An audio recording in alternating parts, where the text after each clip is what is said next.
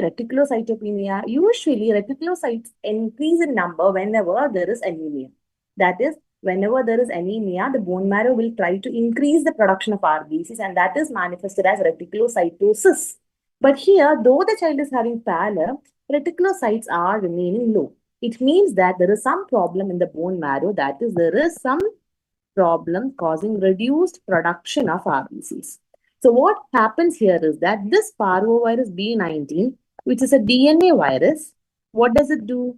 This Parvovirus, it has got a selective infectivity to the erythroid precursor cell. They selectively infect the erythroid precursor cells in the bone marrow. It doesn't affect the WBCs, it doesn't affect the platelets, it's just the RBCs which are affected, the erythroid precursors. And so what does this happen? It leads to a classical condition known as aplastic crisis. Aplastic means the bone marrow is no longer producing new RBCs. That is known as aplastic crisis. And that is why children who are having Parvovirus B19 infection usually have associated pallor. Okay. So the statements they said this, which of the following is the most likely associated complication in this child? So Parvovirus B19 infection causing anemia. So what is the complication? It is selective suppression of erythroid precursor cells leading to an aplastic crisis. So that is the right answer. Okay. Now, what are the other complications that is parvovirus infection can cause? Parvovirus infection in pregnancy can lead to a fatal complication in the newborn known as hydrops fetalis. It's an important MCQ question. Secondly, this parvovirus infection in adults can cause severe joint pains, arthropathy, but it's not that common in children. Okay, these are the important points you have to know about Parvovirus B19 infection, right? Moving on to the next question. So this is an assertion and reasoning. That is, there are two statements. One is a statement and the second statement is usually the reason for the first statement. So let's read both of them. Among torch infections, rubella has the least risk of perinatal transmission. Second option is rubella transmission occurs primarily via hematogenous transplacental spread early in pregnancy rather than during delivery. So what is about this? So rubella, what are the torch infections? The torch infections are toxoplasma, rubella, cytomegalovirus, and herpes. So among these infections, the most infective one is CMV, but rubella generally have a very less risk of perinatal transmission. So this is the right answer. And they are saying that rubella transmission occurs primarily via transplacental spread early in pregnancy rather than during delivery. That is also very much true. That is, as the rubella infection in the mother happens earlier in pregnancy, that is, if the mother contracts rubella infection in the first trimester,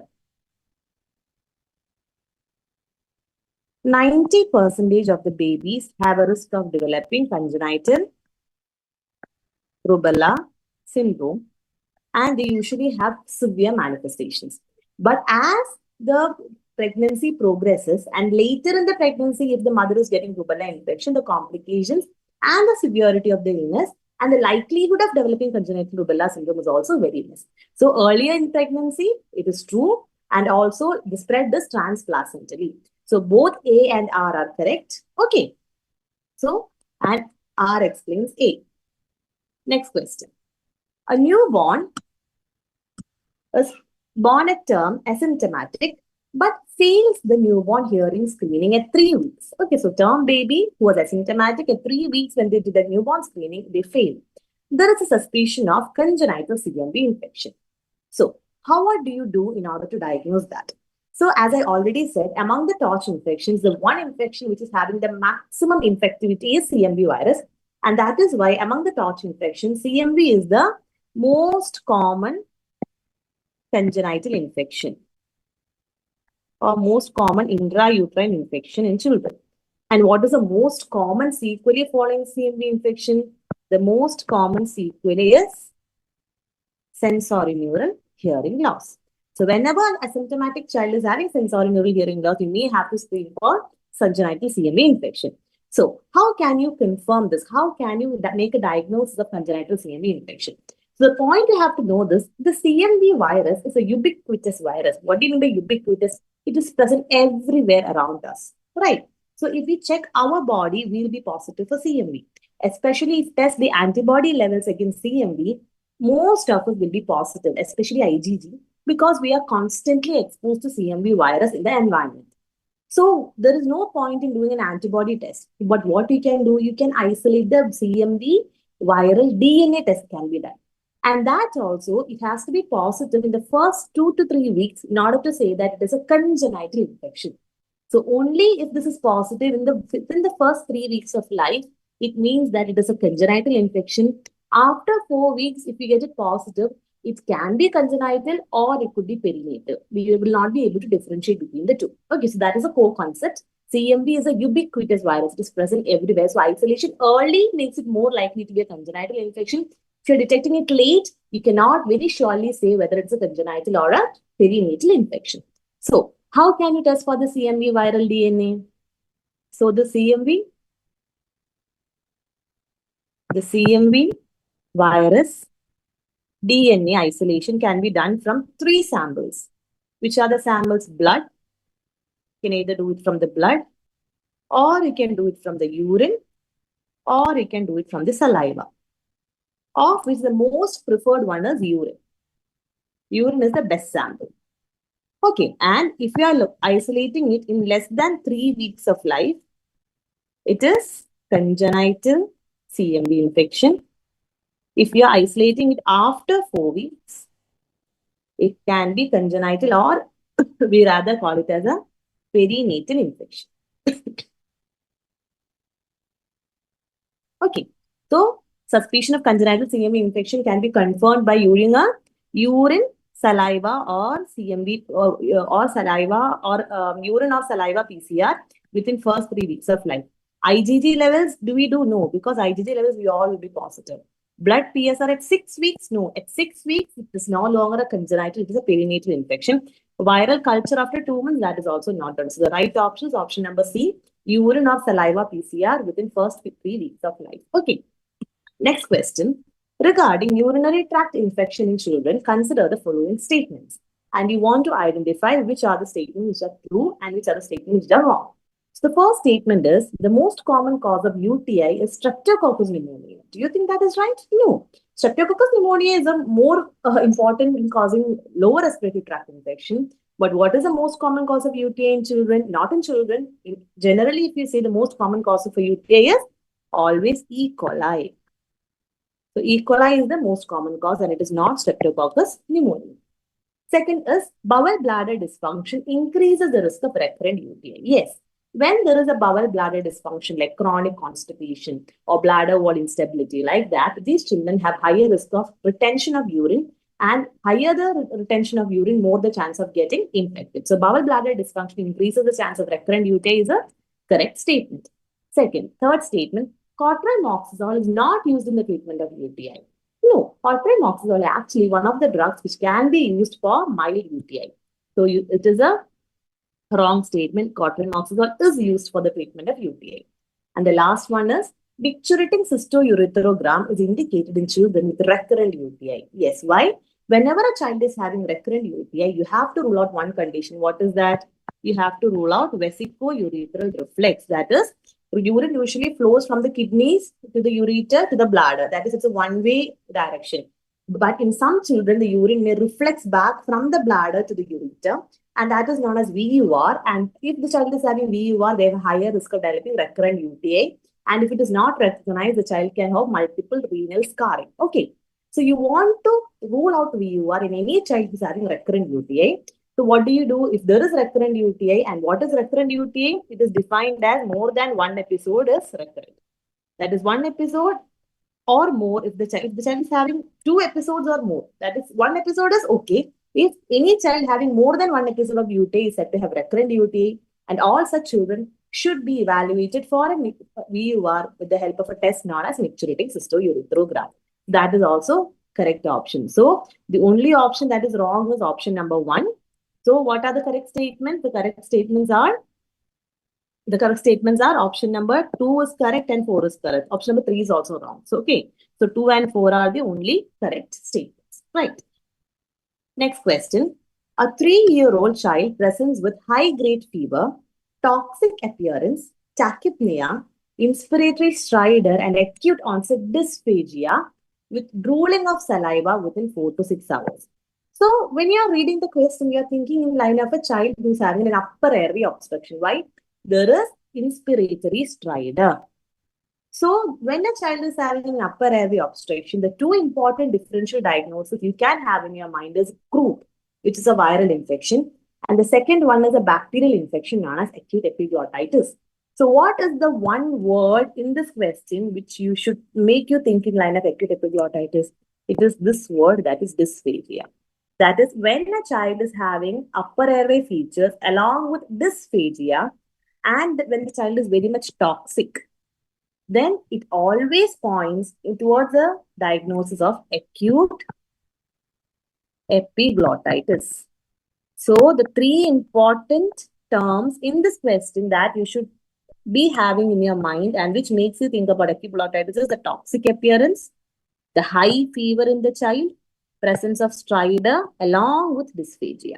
So if these are the features, you should always think in line of acute epiglottitis and not acute croup or acute laryngotracheal bronchitis. So what is the causative agent of acute epiglottitis? Is it a viral infection? No, it is a bacterial infection. And which is the bacteria? It is caused by Haemophilus influenza B virus.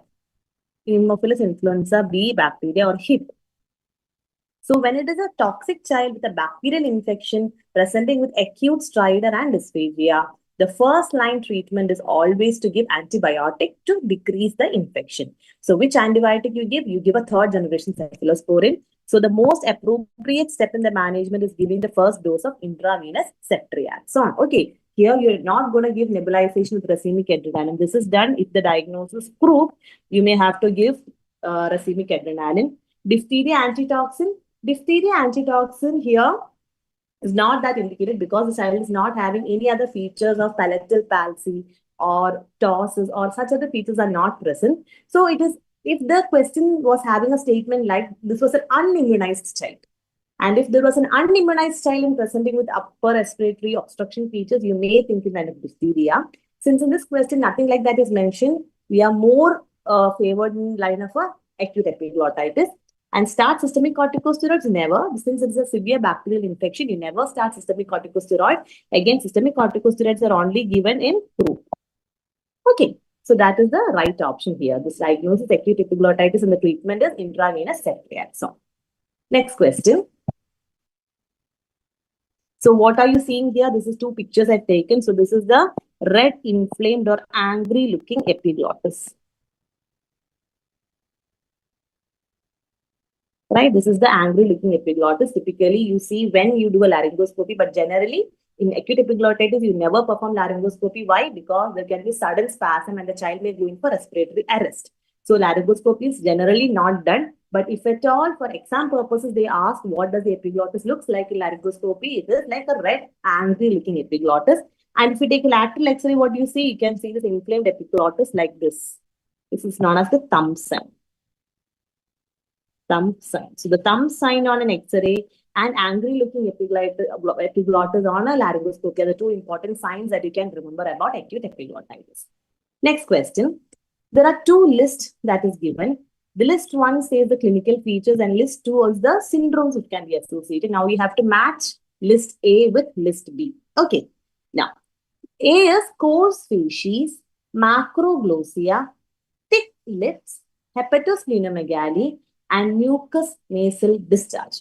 So whenever you have a child who's having macroglossia with thick lips, the thick lips is very characteristic, and hepatosplenomegaly, and also very copious mucous nasal discharge, you should be thinking in line of a storage disorder because some metabolite which is getting extrapolatedly stored in the tissues of the body.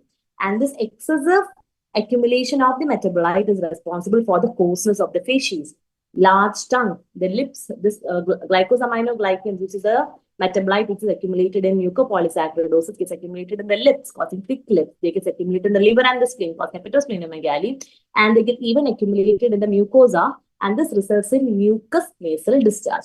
So thick lips, hepatosplenomegaly, mucous nasal discharge, always think in line of a storage disorder. And which storage disorder? The most common storage disorder associated with these features are mucopolysaccharidosis. So among the mucopolysaccharidosis, you have to select from the option. And what do you see there? There is a Hurler syndrome.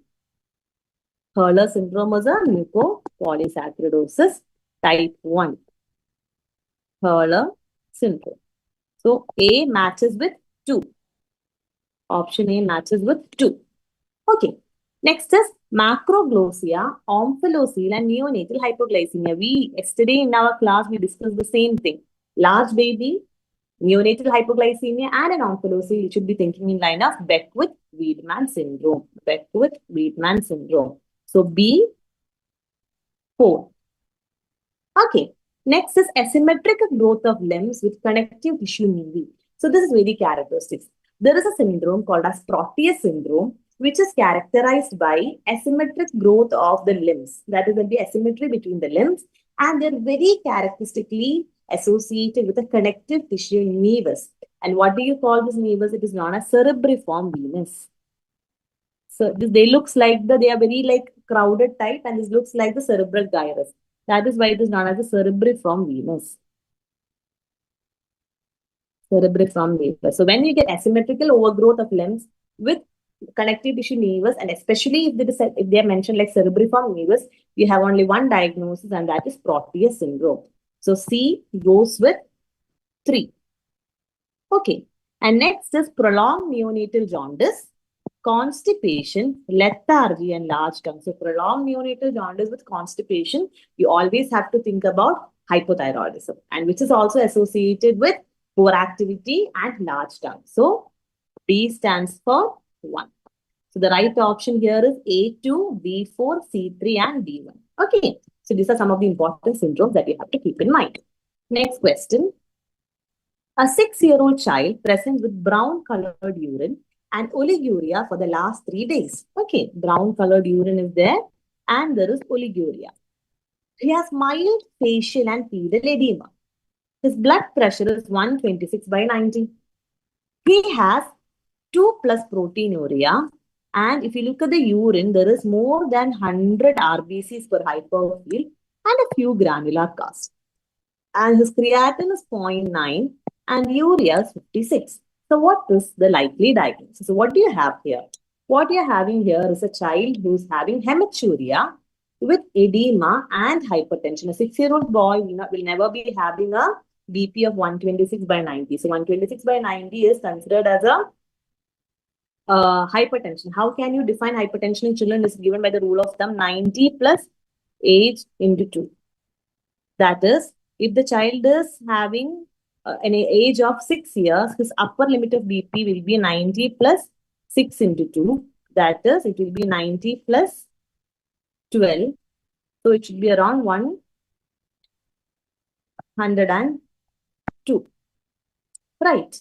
So this child is having a BP of 126/90, which means it is hypertension. So first is to recognize the features. This child is having hypertension. And what is the second symptom that child is having? The child is having hematuria. Okay, there is more than 100 RBCs and brown colored urine. And what is the third feature the child is having? The child is having edema. And when a child is having hematuria, you always need to differentiate whether this hematuria is glomerular hematuria or non-glomerular hematuria. What do you mean by glomerular hematuria? That is, it is coming from the kidney. Non-glomerular is it is connecting either from the tube, that is ureter, or from the bladder. Okay, so how do you differentiate hematuria into glomerular and non-glomerular?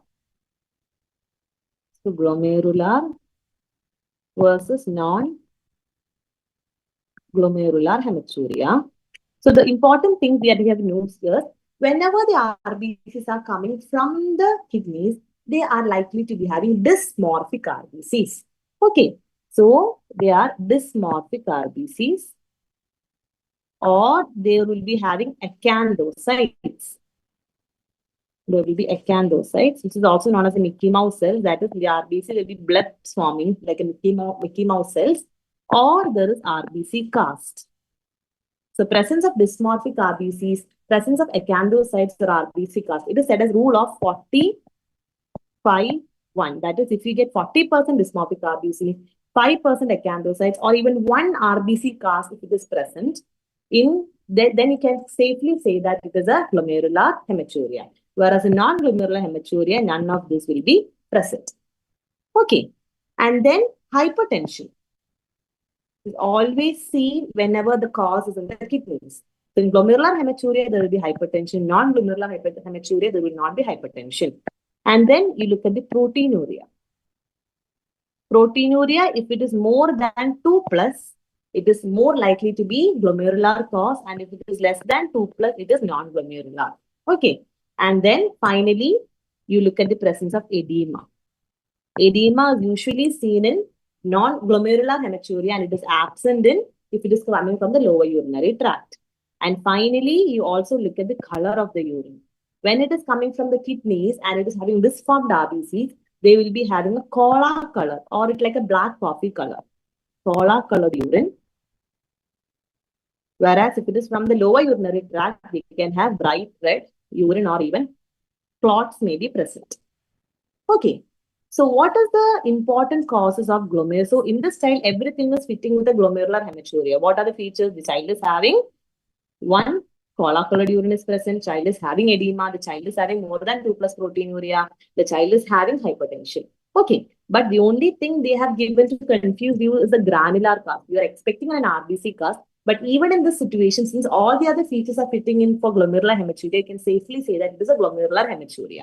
So what are the causes of glomerular hematuria? The most important cause of glomerular hematuria is acute nephritic syndrome. Not nephrotic, nephritic syndrome.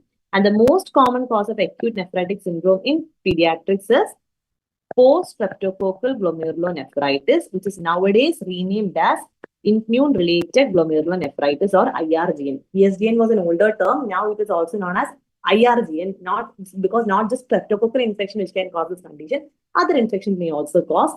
So the most common cause of an acute nephritic syndrome in pediatrics is PSGN or IRGN.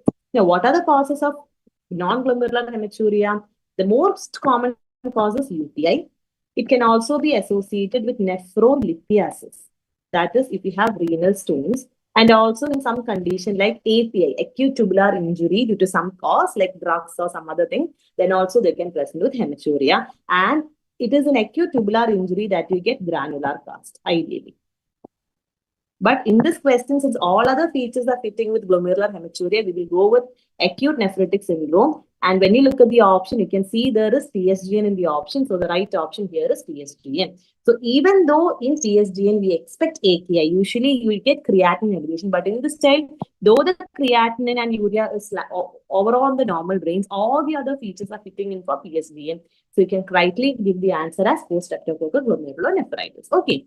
Nephrolithiasis cannot be the cause because it is all the features are fitting in for a non-glomerular hematuria rather than all the features are fitting in glomerular rather than non-glomerular.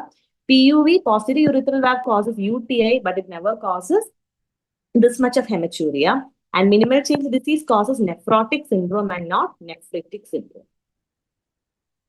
Okay. So this is how you approach this question. Okay. Now moving on. A 6-year-old child is now presenting to you with severe breathlessness and SpO2 is 90%. Inability to complete his sentences and is having diffuse wheeze. So child is a wheezing child presenting to you with severe breathlessness and the SpO2 is 90%. That it is less than 95. And there is inability to complete sentences. That is, child is only able to talk in phrases or words. No focal findings are noted. So when there is no focal findings, it is less likely to be a pneumonia or infection. Which of the following is the most appropriate initial management? So from this, the diagnosis is an acute exacerbation of bronchial asthma. Yes, you're thinking right. Acute exacerbation of bronchial asthma. And what is the severity of this exacerbation? It's a mild, moderate or severe. It is more moderate to severe exacerbation because there is severe breathlessness, inability to speak in sentence, and the SpO2 is less than 95. It is a moderate to severe exacerbation of asthma. So how do you manage a moderate to severe exacerbation of asthma? The first and the most important step is to get oxygen. So which are the following is the most appropriate initial management? Controlled oxygen therapy. Yes, you first Whenever a child is having distress and hypoxia, the first thing that you have to do is start oxygen. And after oxygen, what do you give?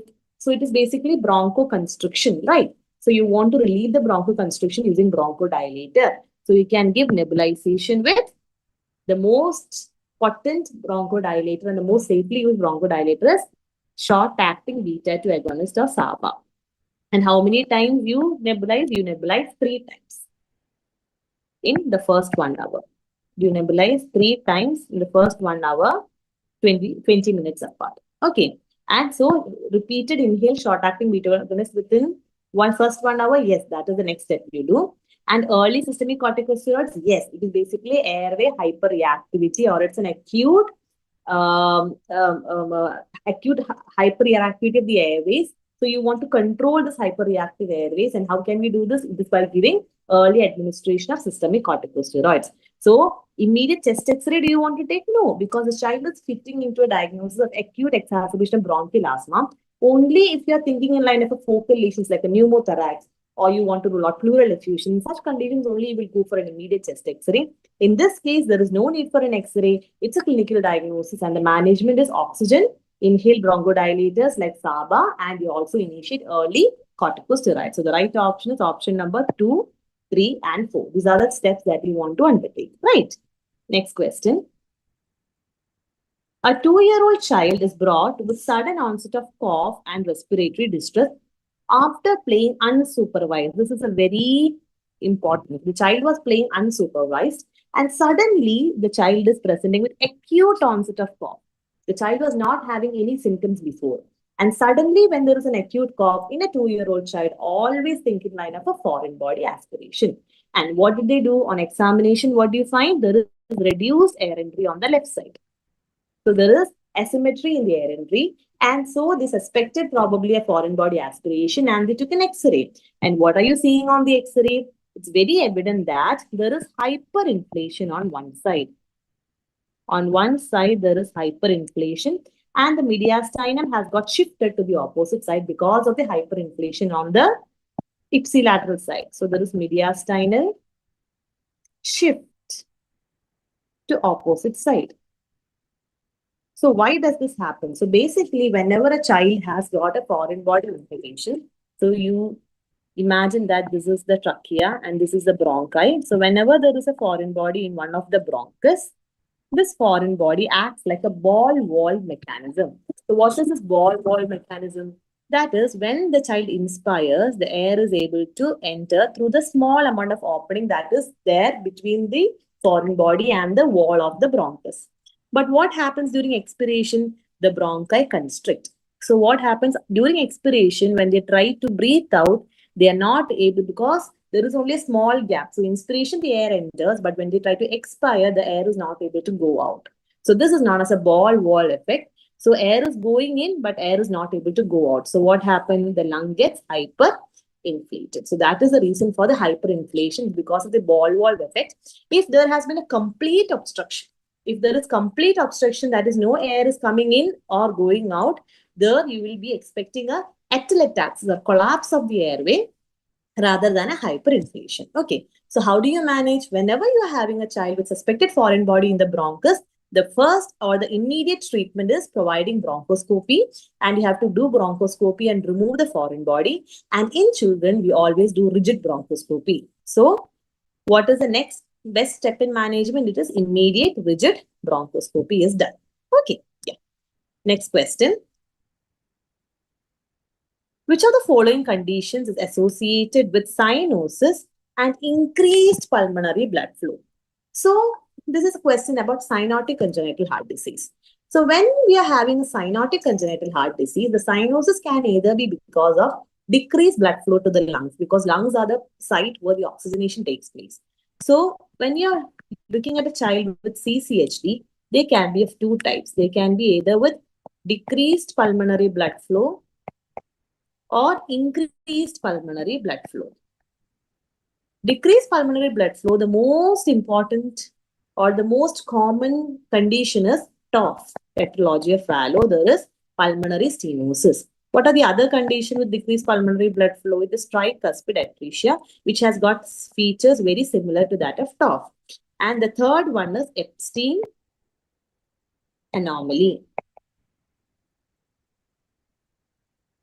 And last is critical pulmonary stenosis. That the pulmonary valve is completely stenotic. So these are the 4 conditions where you get cyanosis with decreased pulmonary blood flow. Now, what are the conditions where there is increased pulmonary blood flow, but still there is cyanosis? That usually occurs when there is admixture lesions. That is, there is mixing of the oxygenated blood and the deoxygenated blood, and that is responsible for the cyanosis rather than the decreased pulmonary blood flow. So what are the conditions where you can get increased pulmonary blood flow and less cyanosis? The conditions are TGA, transposition of great arteries, TAPVC, total anomalous pulmonary venous connection, truncus arteriosus. These are the 3 conditions. Okay. These are the TGA, TAPVC, and truncus arteriosus are the 3 conditions that are associated with cyanosis and increased pulmonary blood flow. Okay. So from the options, now we have to choose a disease with which of the following is associated with cyanosis and increased pulmonary blood flow. So look at this. TOF is associated with decreased, Epstein is associated with decreased pulmonary blood flow, but TGA and TAPVC, both of them are associated with increased pulmonary blood flow. So the right options are option number 3 and option number 4. Okay. Now, moving on to the next question. A 11-year-old child is diagnosed with acute rheumatic fever without carditis. Duration of benzantine penicillin prophylaxis. So whenever a child is having acute rheumatic fever, you need to give them secondary prophylaxis. Why? Rheumatic fever is a condition which is secondary to a streptococcal infection. So you don't want the child to have another streptococcal infection because another streptococcal infection may lead to relapse. So in order to prevent this, we put the child on secondary prophylaxis, and we usually do this either with benzantine penicillin or you can even give oral penicillin V. But the duration is what they are asking. So how do you decide the duration of prophylaxis? The duration of prophylaxis is decided depending on whether the child is having carditis or not. So let's look at this table. So if the child is having rheumatic fever but without carditis, there is only joint symptoms or the other symptoms, but there is no involvement of the heart, such children may be given prophylaxis till 5 years or until 21 years of age, whichever is longer. Okay. So either till 5 years or till 21 years of age, whichever is longer. So this child is 11-year-old. So you can either give it for 5 years or you can give for 21 years, which is longer. The 21 years is longer. So you'll have to give for 21. You have to give until 21 years of age. Okay.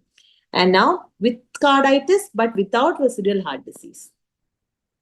Okay, the child is having with carditis, but there is no residual heart disease. But with there is carditis, but there is no residual heart disease. Like there has been acute inflammation, but there is no residual heart disease like mitral stenosis or aortic stenosis.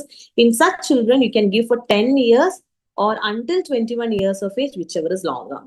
And if there is carditis and residual heart disease, how long you give? You give for 10 years or till 40 years, or sometimes even lifelong prophylaxis have to be given.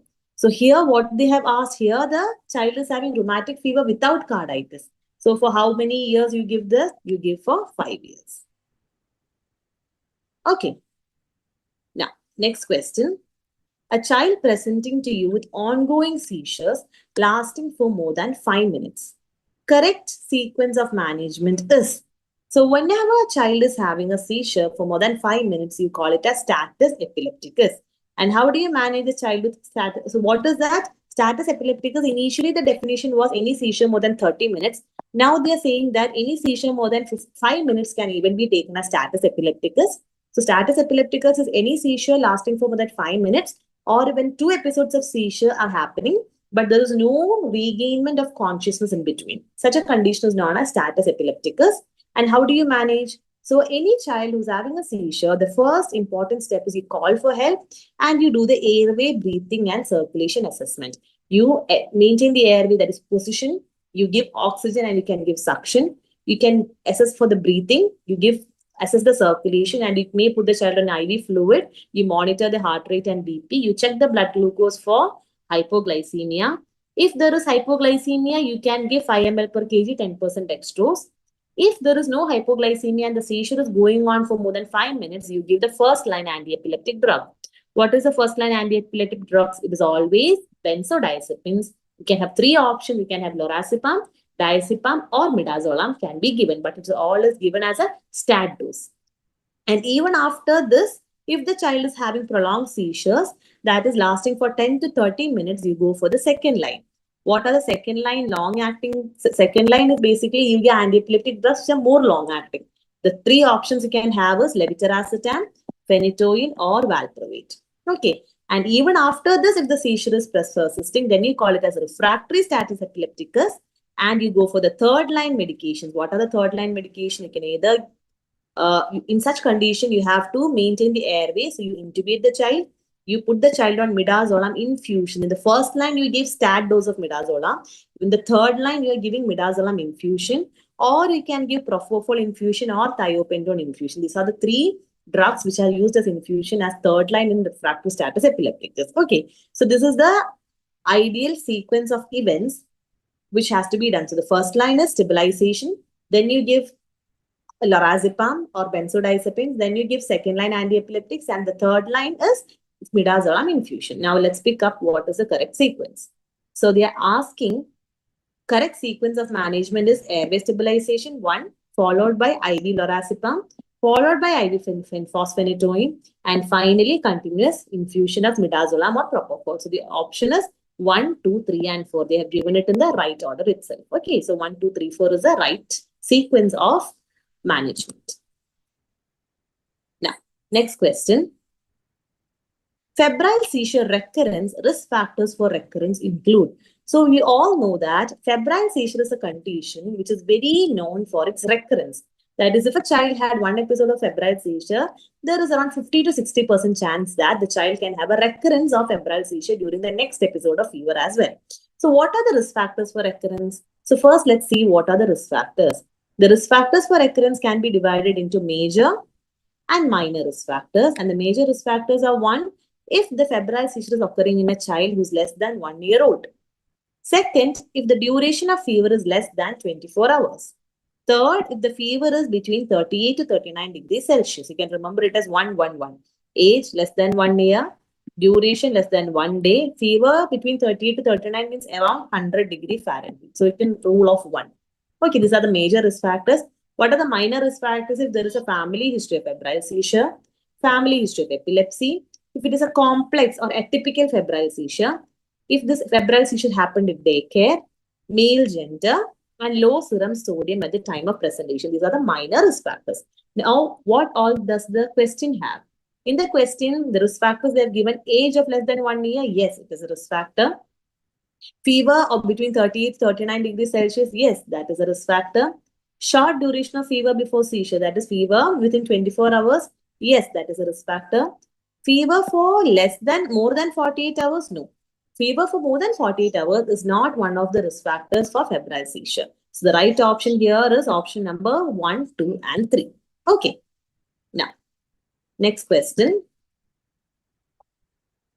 A 14-year-old boy has presented to you with progressive behavioral changes, dystonia, and declining school performance. Okay, there is behavioral change, dystonia, and declining school performance. On examination, there is hepatomegaly. And the MRI finding is shown here. So what do you see in the MRI? In the MRI, what you are seeing is the classical picture of panda sign. It is the panda sign. What is this?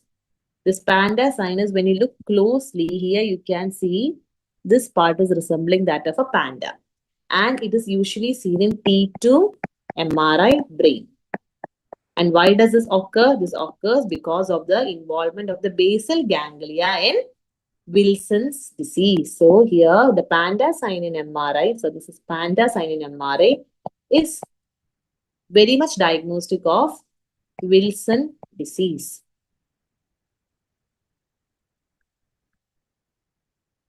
So how does this look like a panda? It looks like this. So here there will be two gray or the eyes of the panda. These are basically the red nucleus. And then you have the substantia nigra on either side, which forms the eyes of the panda.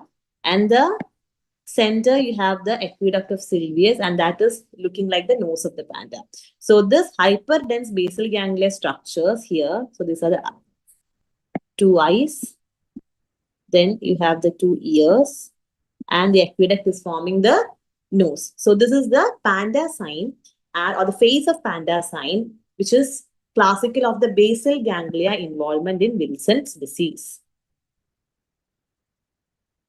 Okay, so the clinical features are also very much correlating with Wilson's disease. What is the child having? The child is having progressive behavioral changes, dystonia, again involvement of basal ganglia, and declining school performance. So Wilson's disease is basically a condition causing hepatolendicular degeneration. So it involves the liver as well as the basal ganglia. That is called, it is known as hepatolendicular degeneration. So let's see a few points about Wilson's disease. So what are the important thing about Wilson's disease? Wilson's disease is a condition which is caused because of the ATP7B mutation.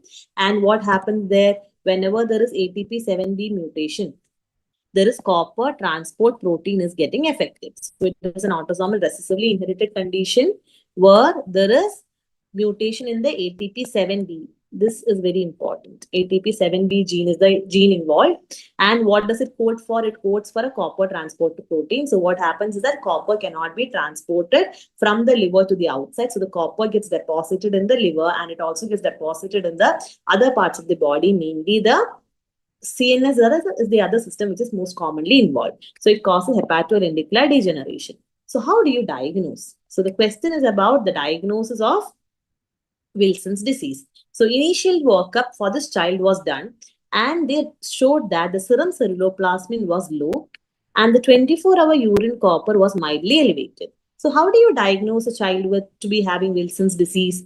The diagnostic tests include the first and the most important screening tool is looking at the serum ceruloplasmin level.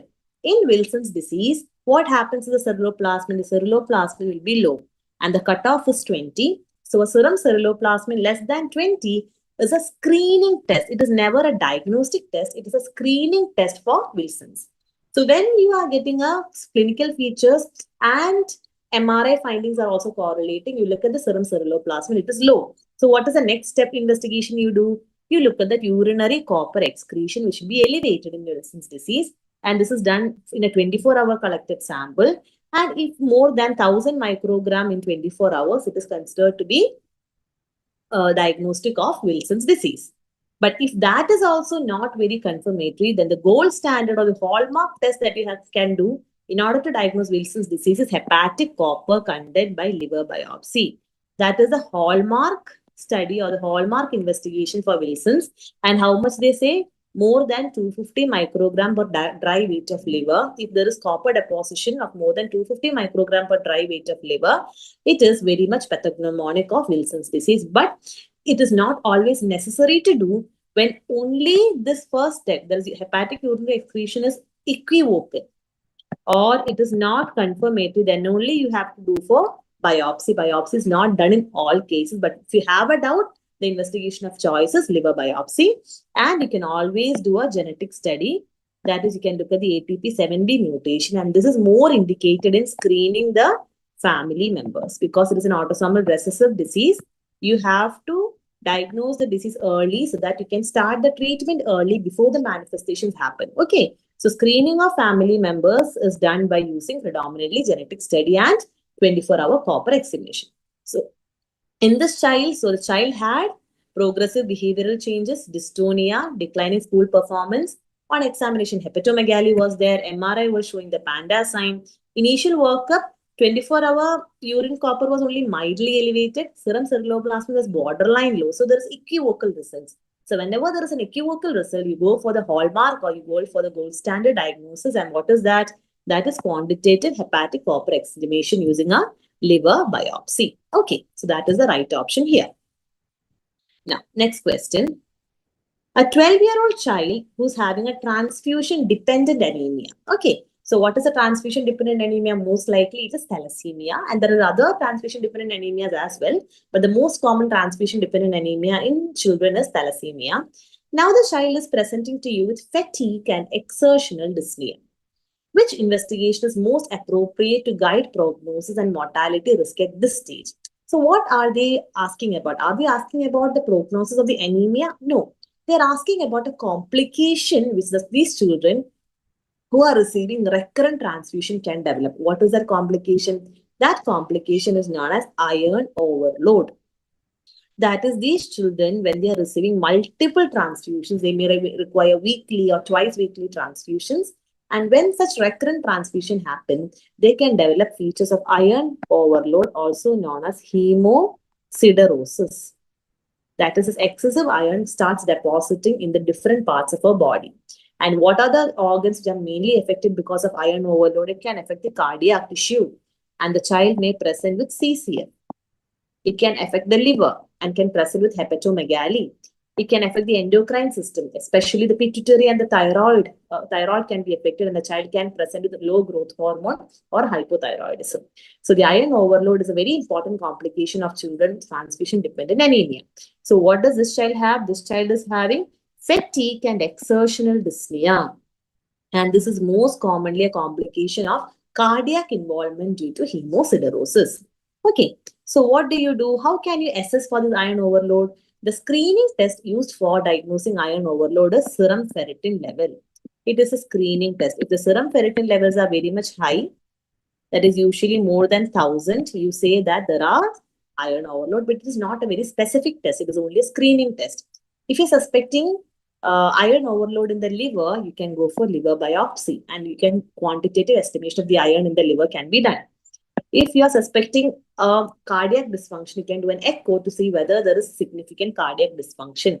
But since they are asking the accurate method, the most accurate method for detecting the iron status is especially the cardiac iron status. So here the child is having symptoms of cardiac involvement, right? So what is the most appropriate guide? It is always doing a cardiac T2 MRI. So the cardiac T2 MRI is the most accurate method for cardiac iron status. So the question here is a child who is having transfusion-dependent anemia, having features of cardiac failure. Which investigation is most appropriate? It is always measuring the cardiac iron content by cardiac T2 MRI. Okay, so that is the right option here. Now, next question. A 10-month-old child presents with fever, pallor, and hepatosplenomegaly, and the investigations reveal a high total leukocyte count. Cytogenetics is showing positive for 411, and there is hyperdiploidy. So, which of the following correctly predicts the prognosis? What is the child having? A 10-month-old with fever, pallor, and hepatosplenomegaly with a high TC? You are looking in line of a leukemia. And they are asking about the prognosis. So, let's see what are the prognostic factors in leukemia. The prognostic factors in leukemia helps in classifying the leukemia into low risk and high risk, and high risk is generally having a poor prognosis. So what are the factors? Age 2 to 10 years is good. Age less than 1 year or more than 10 years is bad. So this child is having 10-month-old. So it's a poor prognosis. Female sex is having a good prognosis, whereas males are having a bad prognosis. Initial TLC, total leukocyte count less than 50,000 is good, but more than 50,000 is a poor prognosis. Here the child is having a high TLC. So that is a poor prognosis. Presence of hepatosplenomegaly, lymphadenopathy, and mediastinal mass or CNS leukemia. So any of this, hepatosplenomegaly, lymphadenopathy, mediastinal mass, or CNS leukemia, everything is a poor prognosis. When we talk about ploidy, hyperploidy is a good prognosis. This child is having hyperploidy, which is a good prognostic factor. And the cytogenetics associated with good prognosis is T1221 and trisomy 4 and 10. The associated with bad prognosis is T translocation 922, 411, and 814. And the child in this question is having the translocation of T411, which is a poor prognostic factor. Okay, and response to treatment, good response to treatment is a good prognostic factor, and poor response is bad. And minimal residual disease, that you check for the residual disease at the end of the first induction phase of chemotherapy. And if it is negative, it is good prognosis. If MRD is positive, that is minimal residual disease is positive, it is bad prognosis.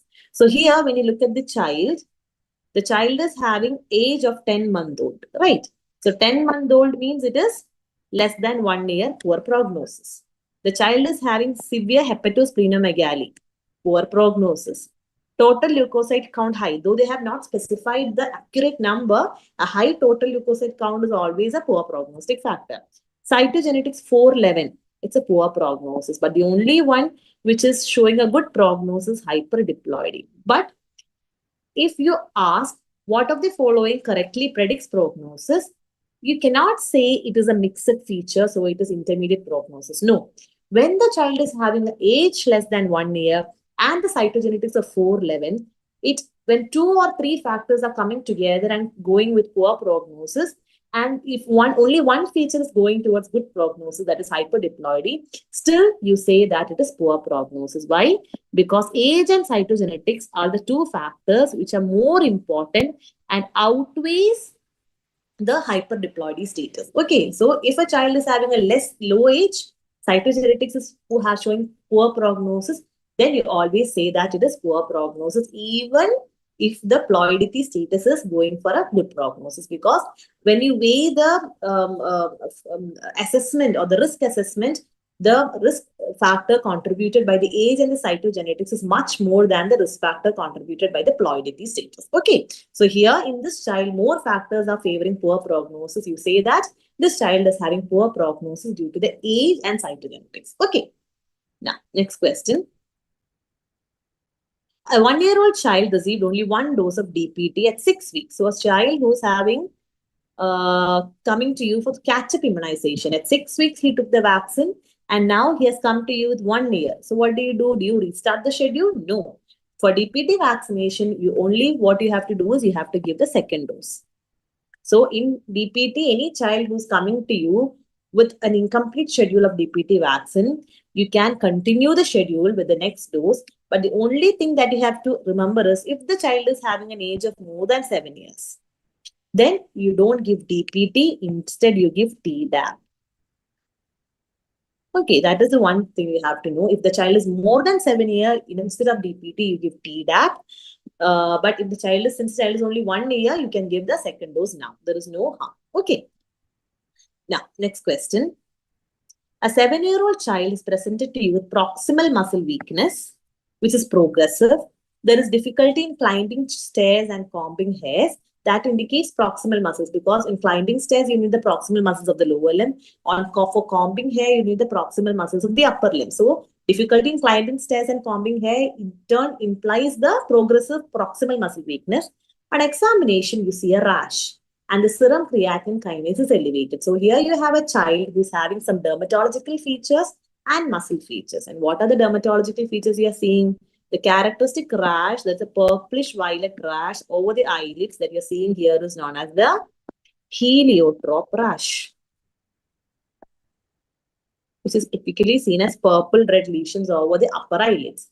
And what are you seeing here? You're seeing pigmentation over the knuckles. And what is that called? That is called as Gottron's papules. So, what is this? This is a child who's having dermatological manifestation and muscle manifestation. So, what is the diagnosis?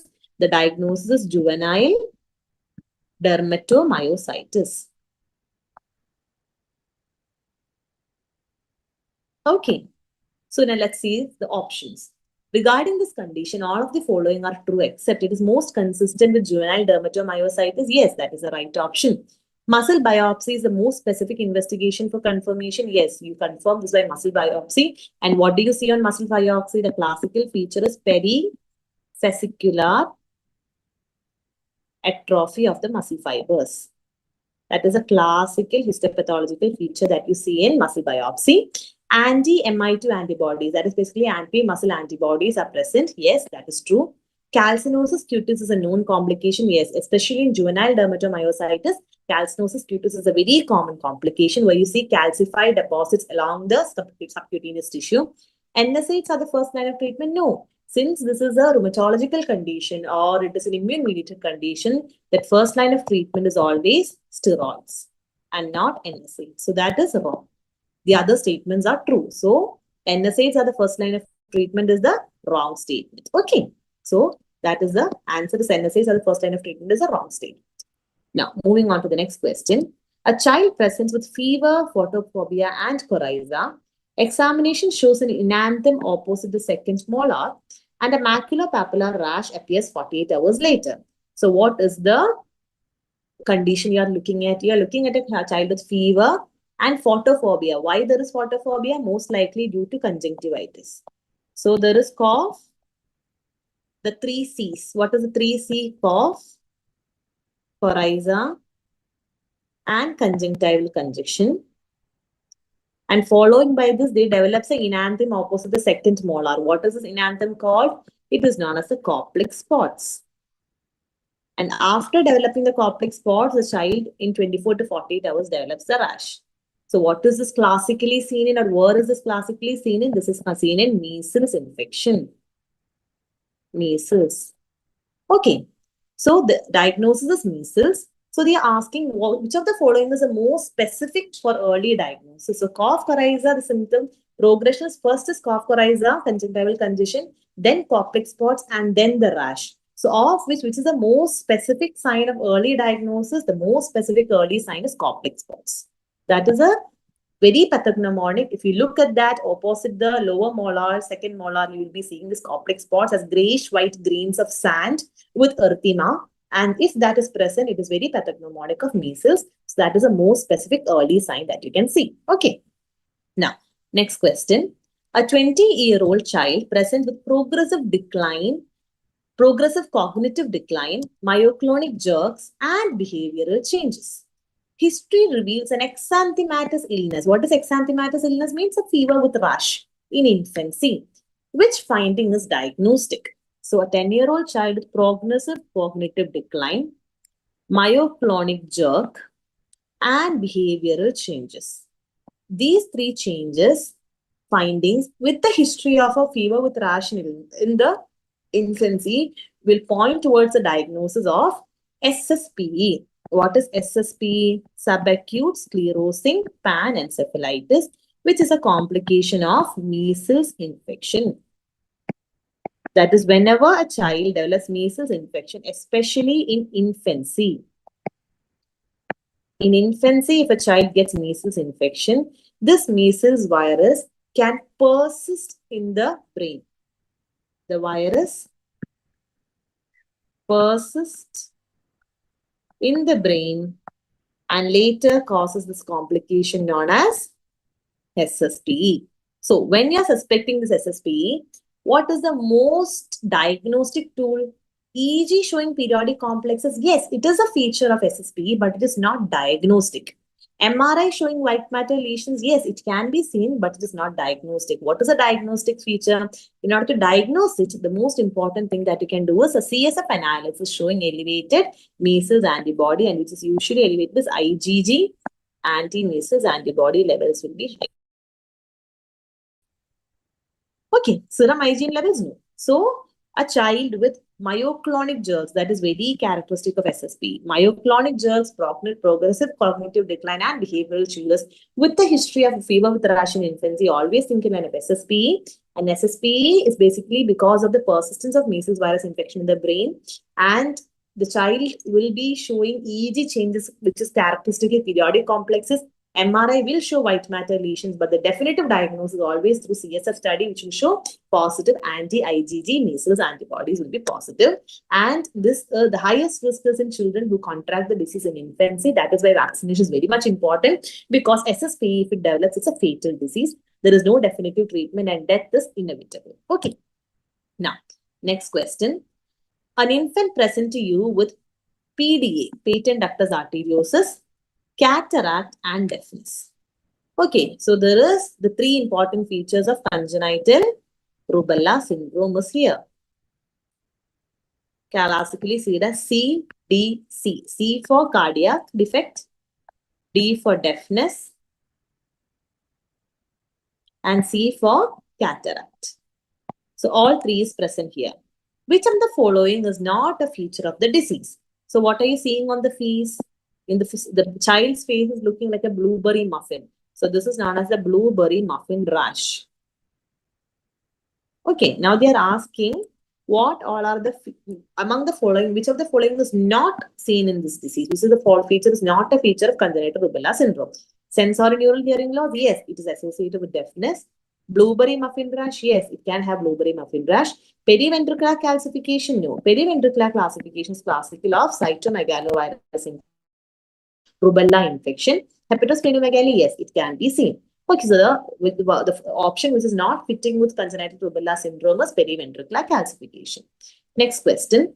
A neonate has presented to you with hydrocephalus, chorioretinitis, and diffuse intracranial calcification. So, as I've already said, periventricular calcification is a feature of CMV infection, but diffuse intracranial calcification is a feature of congenital toxoplasmosis.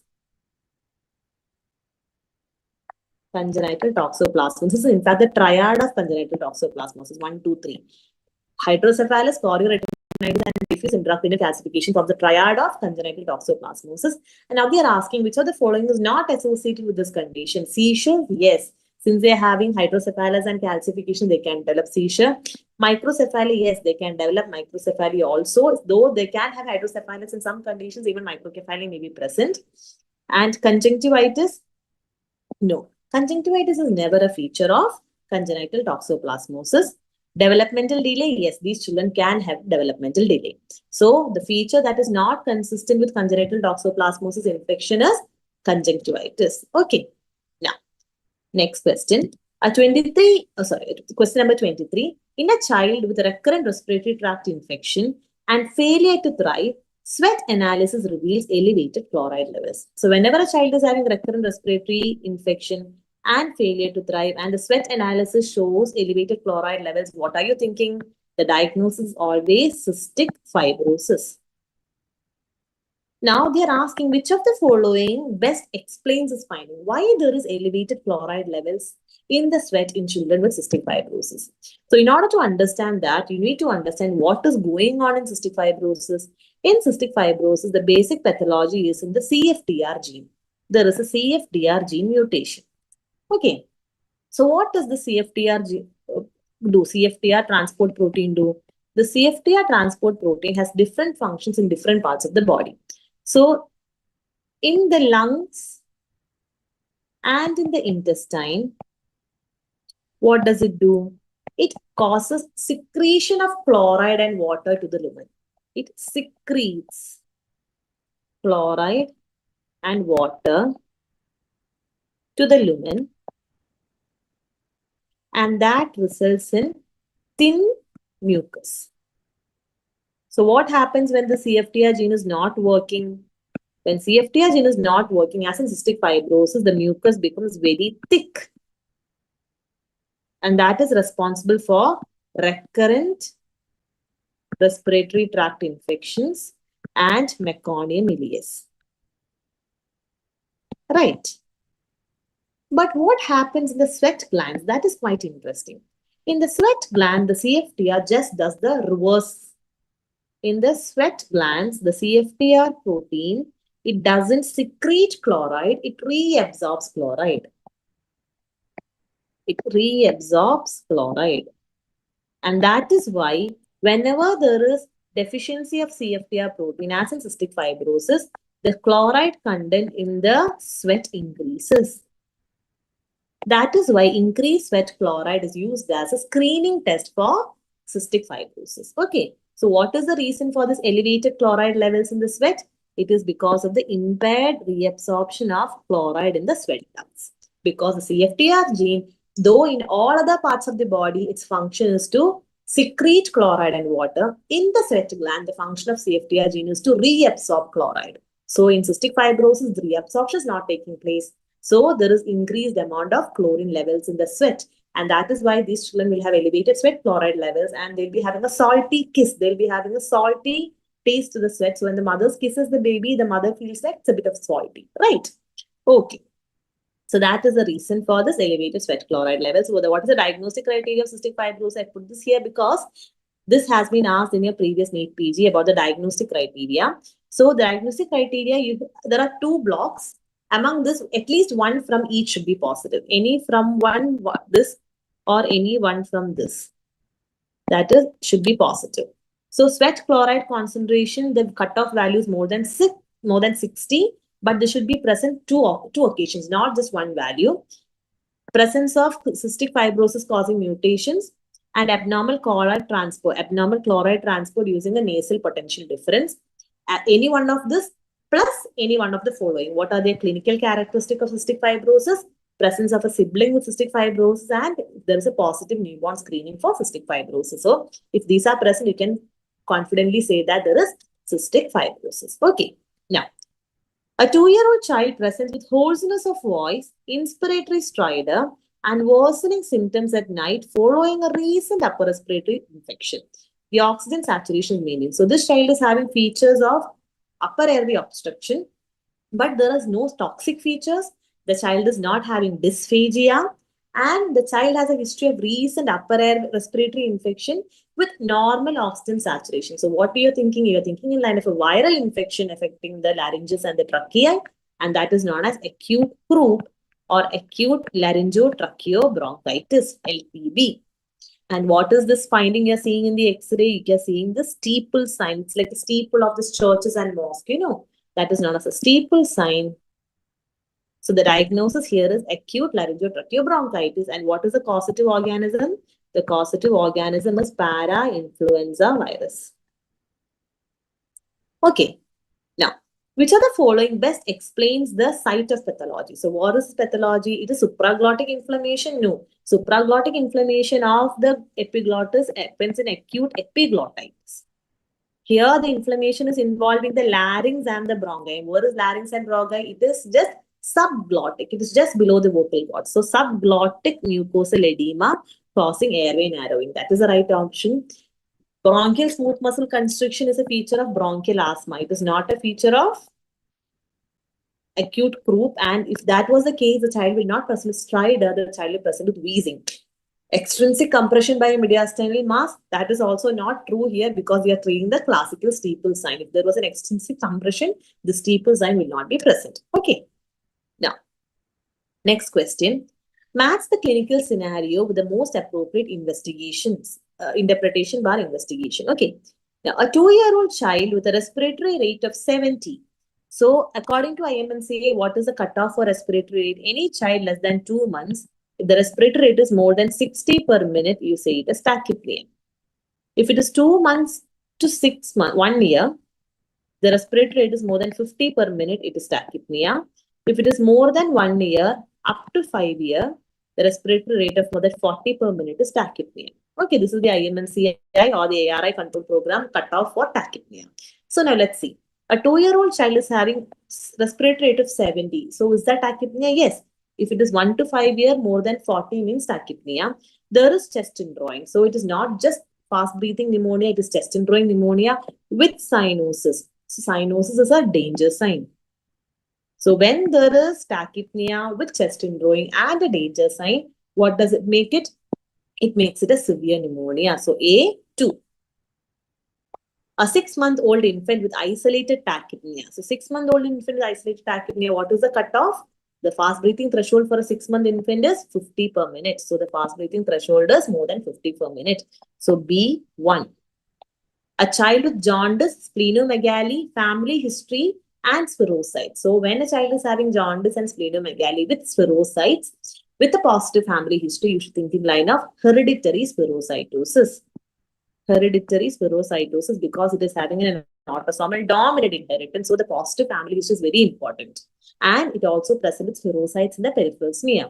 And how do you diagnose them? You diagnose with the osmotic fragility test. So C3. Child with recurrent pain crisis and hemoglobin electrophoresis showing hemoglobin S with increased hemoglobin F. That is fetal hemoglobin. So what are you thinking? You're thinking in line of sickle cell anemia.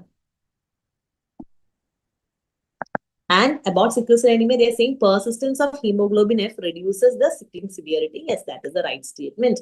So option number D goes with option number 4. So it is A2, B1, C3 and D4. That is the correct option here. Okay.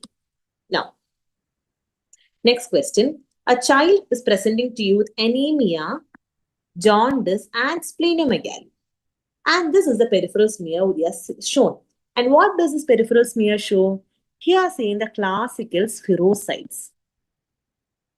How can you diagnose spherocytes? There is no central pallor. The central pallor is decreased or there is no central pallor. See, when you take this RBC, there is no central pallor. The size is also less. The size of the RBCs have also decreased. So this is called as microspherocytes. And in which condition do you see these spherocytes? The most common condition which you see the spherocyte is, as we've already discussed, hereditary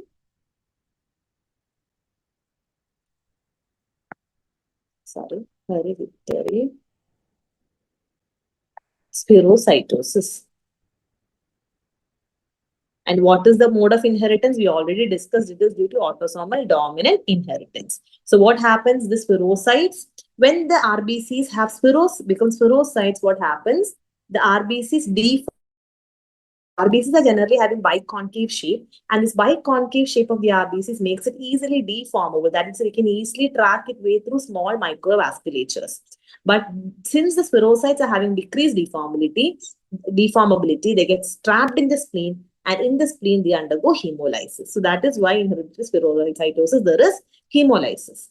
So, which of the following statements are correct regarding this condition? Increased osmotic fragility, yes, as the spherocytes are having, the shape is already sphere, they easily break when an osmotic fluid is being exposed. So, increased osmotic fragility is in yes.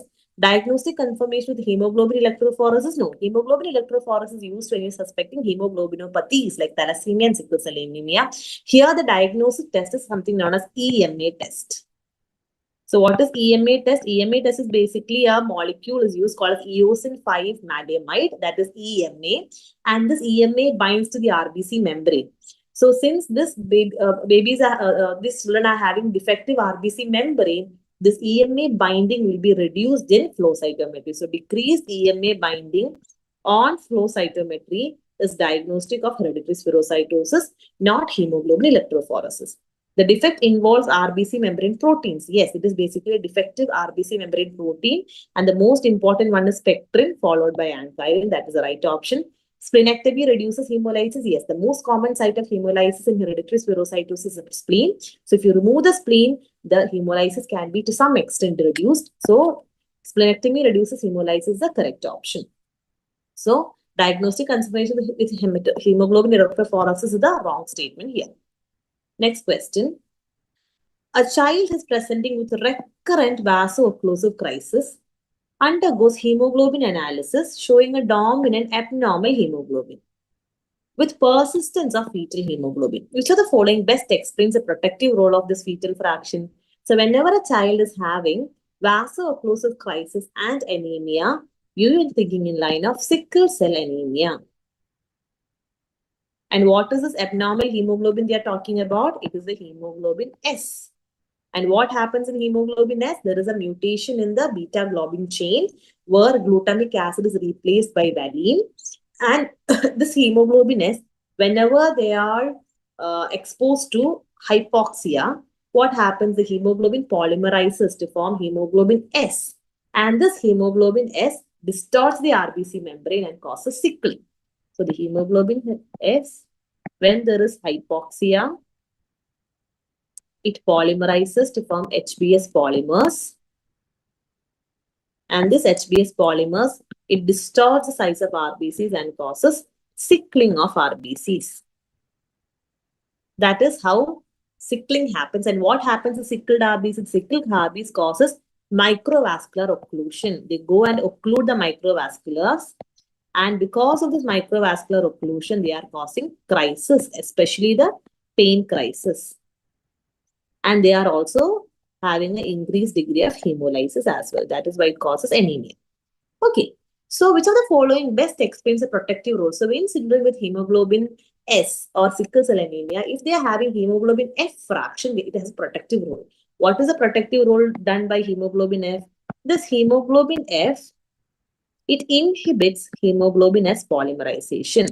It decreases the polymerization of hemoglobin S because it is the polymerized hemoglobin which causes sickling. So if hemoglobin S polymerization is inhibited, the sickling is decreased, and this helps in decreasing the vaso-occlusive crisis and also help in decreasing the RBC, hemolysis also is reduced.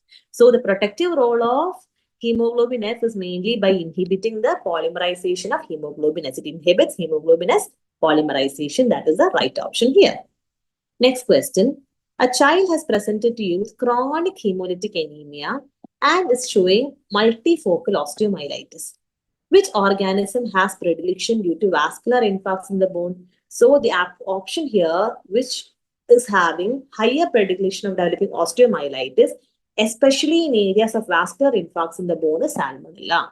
So Salmonella is not the most common organism causing osteomyelitis in general population, but in a child having hemolytic anemia, where they have vascular infarcts in the bone, this Salmonella have a higher predilection to cause infection there. So in a hemolytic anemia child, if osteomyelitis is there, you should always think in line of Salmonella species. Okay.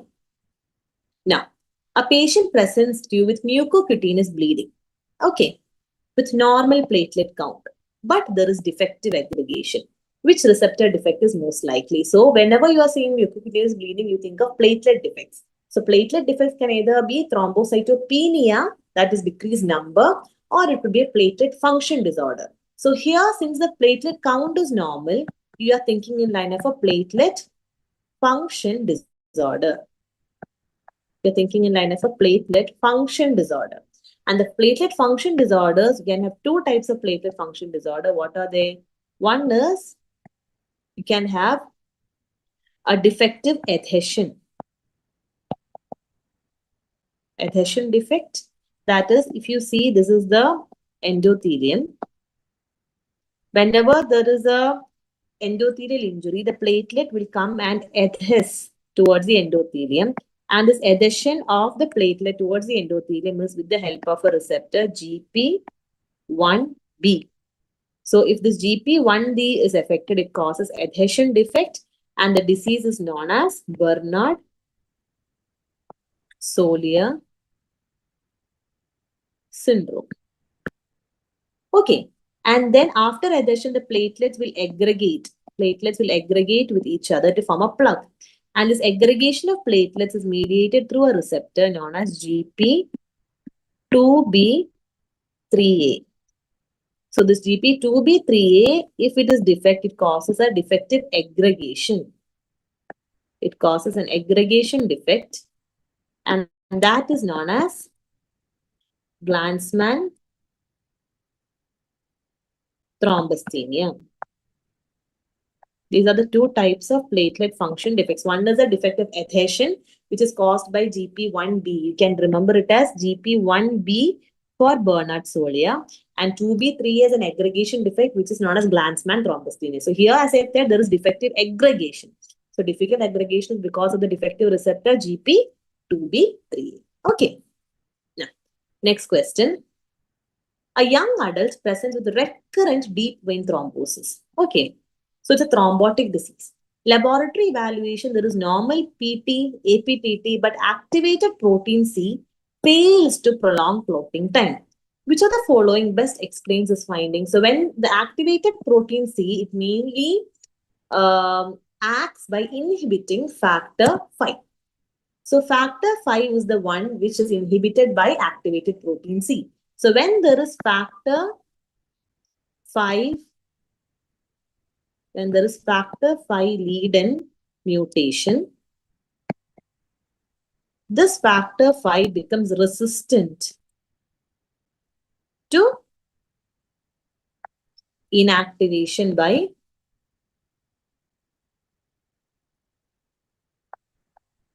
activated protein C or APC. And that is the reason why they are not able to inhibit the thrombin formation. So there is increased thrombin generation.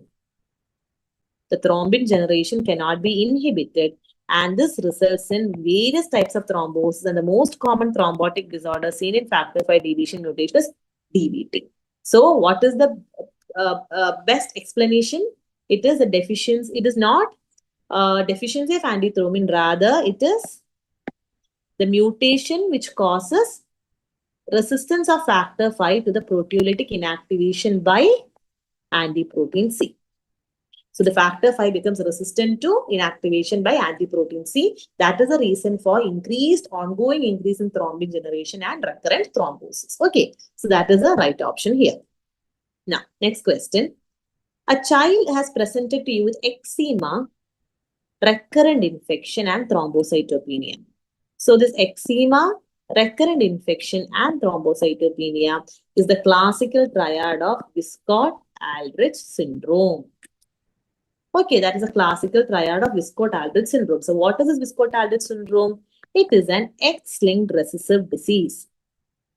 It is an X-linked recessive disease, and that is why this disease is only seen in males. Okay, this is a disease only seen in males. And what is the problem here? Here there is a mutation in the VASP protein. That is Wiskott-Aldrich syndrome protein. And it causes defective or decreased function of both T cells as well as B cells, along with platelet dysfunction. That is why these children have immunodeficiency because of defective T cells and B cells, and the platelet dysfunction result in thrombocytopenia, decreased platelet count. But the most classical feature of Wiskott-Aldrich syndrome is the presence of microplatelets. The platelets are not only decreased in number, the platelet size decreases, characterized by decreased mean platelet volume when you look at the CBC. So microplatelets and decreased T and B cell function is classical features of Wiskott-Aldrich syndrome. So the underlying defect involves T cell only, B cell only, or combined. It involves combined. Both T cell and B cells are involved, so it causes a combined immunodeficiency. Okay. Next question. A child has presented to you with progressive gait abnormality and recurrent sinopulmonary infection. And this is the examination finding. So what are you seeing on the bulbar part of the conjunctiva? You are seeing telangiectasia. So the gait instability is what is known as ataxia. So there is ataxia, recurrent infection, and telangiectasia. So what are you looking at? You're looking at the triad of ataxia, telangiectasia.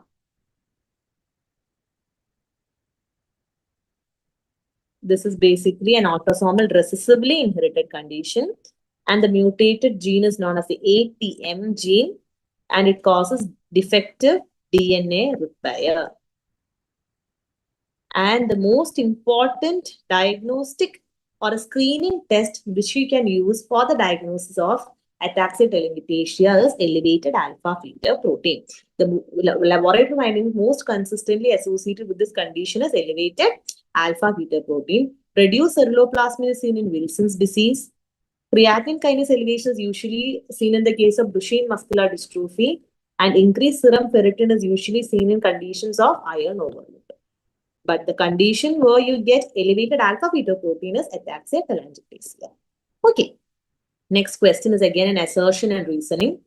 Herniation of cerebellar tonsils through the foramen magnum is associated with syringomyelia. And second the reasoning they say is obstruction of CSF flow at the foramen magnum leads to central canal dilatation. So what is this condition they are talking about? They are talking about the condition is known as Arnold-Chiari malformation type 1. Usually what you see in our common practice or the most severe type of Arnold-Chiari malformation is a type 2. But here they're not talking about the type 2 Arnold-Chiari, they're talking about the type 1 malformation. What happens here in Arnold-Chiari type 1, what happens is there is herniation of the cerebellar tonsils, but the brainstem is not herniating. In Arnold-Chiari type 2, brainstem also herniates. So here there is herniation of cerebellar tonsils. And when the cerebellar tonsils are herniating, there is some obstruction to the CSF flow at the foramen magnum, and that is leading to the central dilatation of the canal, which is known as syringomyelia. So both option A and option R is correct, and R is the correct explanation for the A. So this is about Arnold-Chiari type 1 malformation. So what is Arnold-Chiari type 2? Can you just try to remember what is type 2 Arnold-Chiari malformation? Type 2 Arnold-Chiari malformation is there is herniation of the cerebellum plus the brainstem structures. And the major brainstem structures are the medulla and the fourth ventricle. And it is always associated with myelomeningocele. Type 1 is associated with syringomyelia. The type 2 is associated with myelomeningocele, which is a swelling which is seen in the lower part of the spine. Okay. Yeah. Next question. Question number 34. A child is presented to you with developmental delay. On imaging, you see enlarged posterior fossa with cystic dilation communicating with the fourth dilatation. So, cystic dilatation of the fourth ventricle, enlarged posterior fossa, along with the third finding of hypoplastic cerebellar vermis. This is the classical triad that you see in the condition known as Dandy-Walker malformation.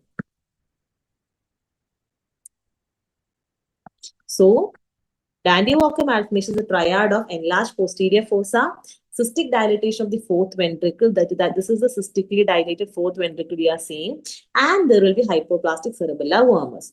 So, they are asking which feature is the most specific feature. The most specific feature is the cerebellar vermis agenesis or dysgenesis is the most specific feature of Dandy-Walker syndrome. Okay. Next question.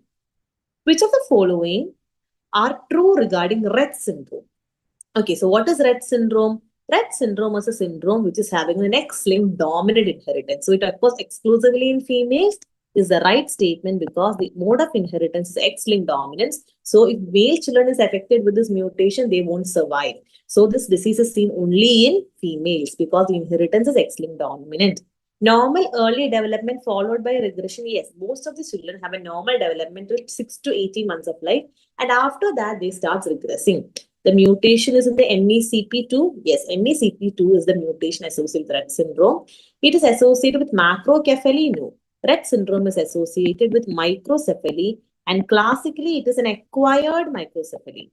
What do you mean by acquired microcephaly? That is at birth the head circumference is normal, and later on the child develops microcephaly. That is known as acquired microcephaly. The classical triad of Rett syndrome is acquired microcephaly, developmental regression, and third important feature is they have peculiar hand movements known as hand wringing or washing movements. It's like this, the stereotypical hand movements will be present. So this forms the triad or the classical triad of features in Rett syndrome. Acquired microcephaly, developmental regression, and stereotypical hand movements. And this is an X-linked dominant inheritance of MECP2 gene. That is why it is seen only in females. So the right option is option number 1, 2, and 3. Okay. Next question. This is an EEG of a child which is showing high voltage disorganized pattern. So what is this high voltage disorganized pattern? We discussed in the yesterday class. When you say high voltage disorganized pattern, this is known as hypsarrhythmia.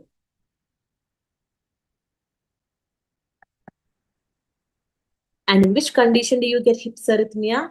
It is seen in a condition known as West syndrome.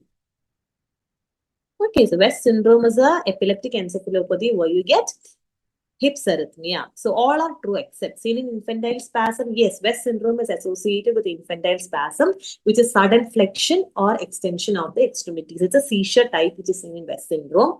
It is associated with developmental regression. Yes, West syndrome or infantile spasms is associated with the regression. The child will lose the attained milestones after the seizures develop. The first line drug is ACTH. Yes.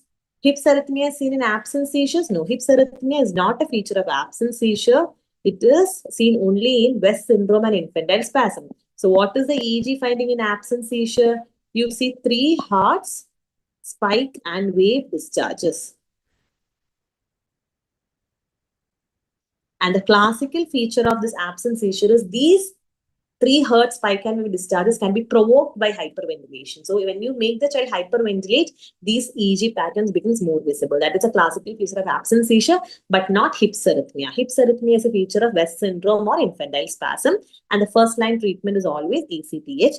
But if this West syndrome, if the infantile spasm is associated with tuberous sclerosis, sometimes this can occur as a part of the syndrome called tuberous sclerosis.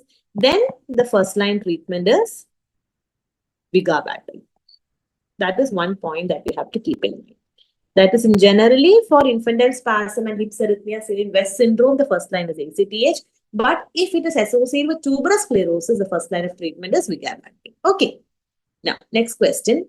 A child is presented to you with progressive neurodegeneration. What do you mean by neurodegeneration? Neurodegeneration means the child is losing the already attained milestones.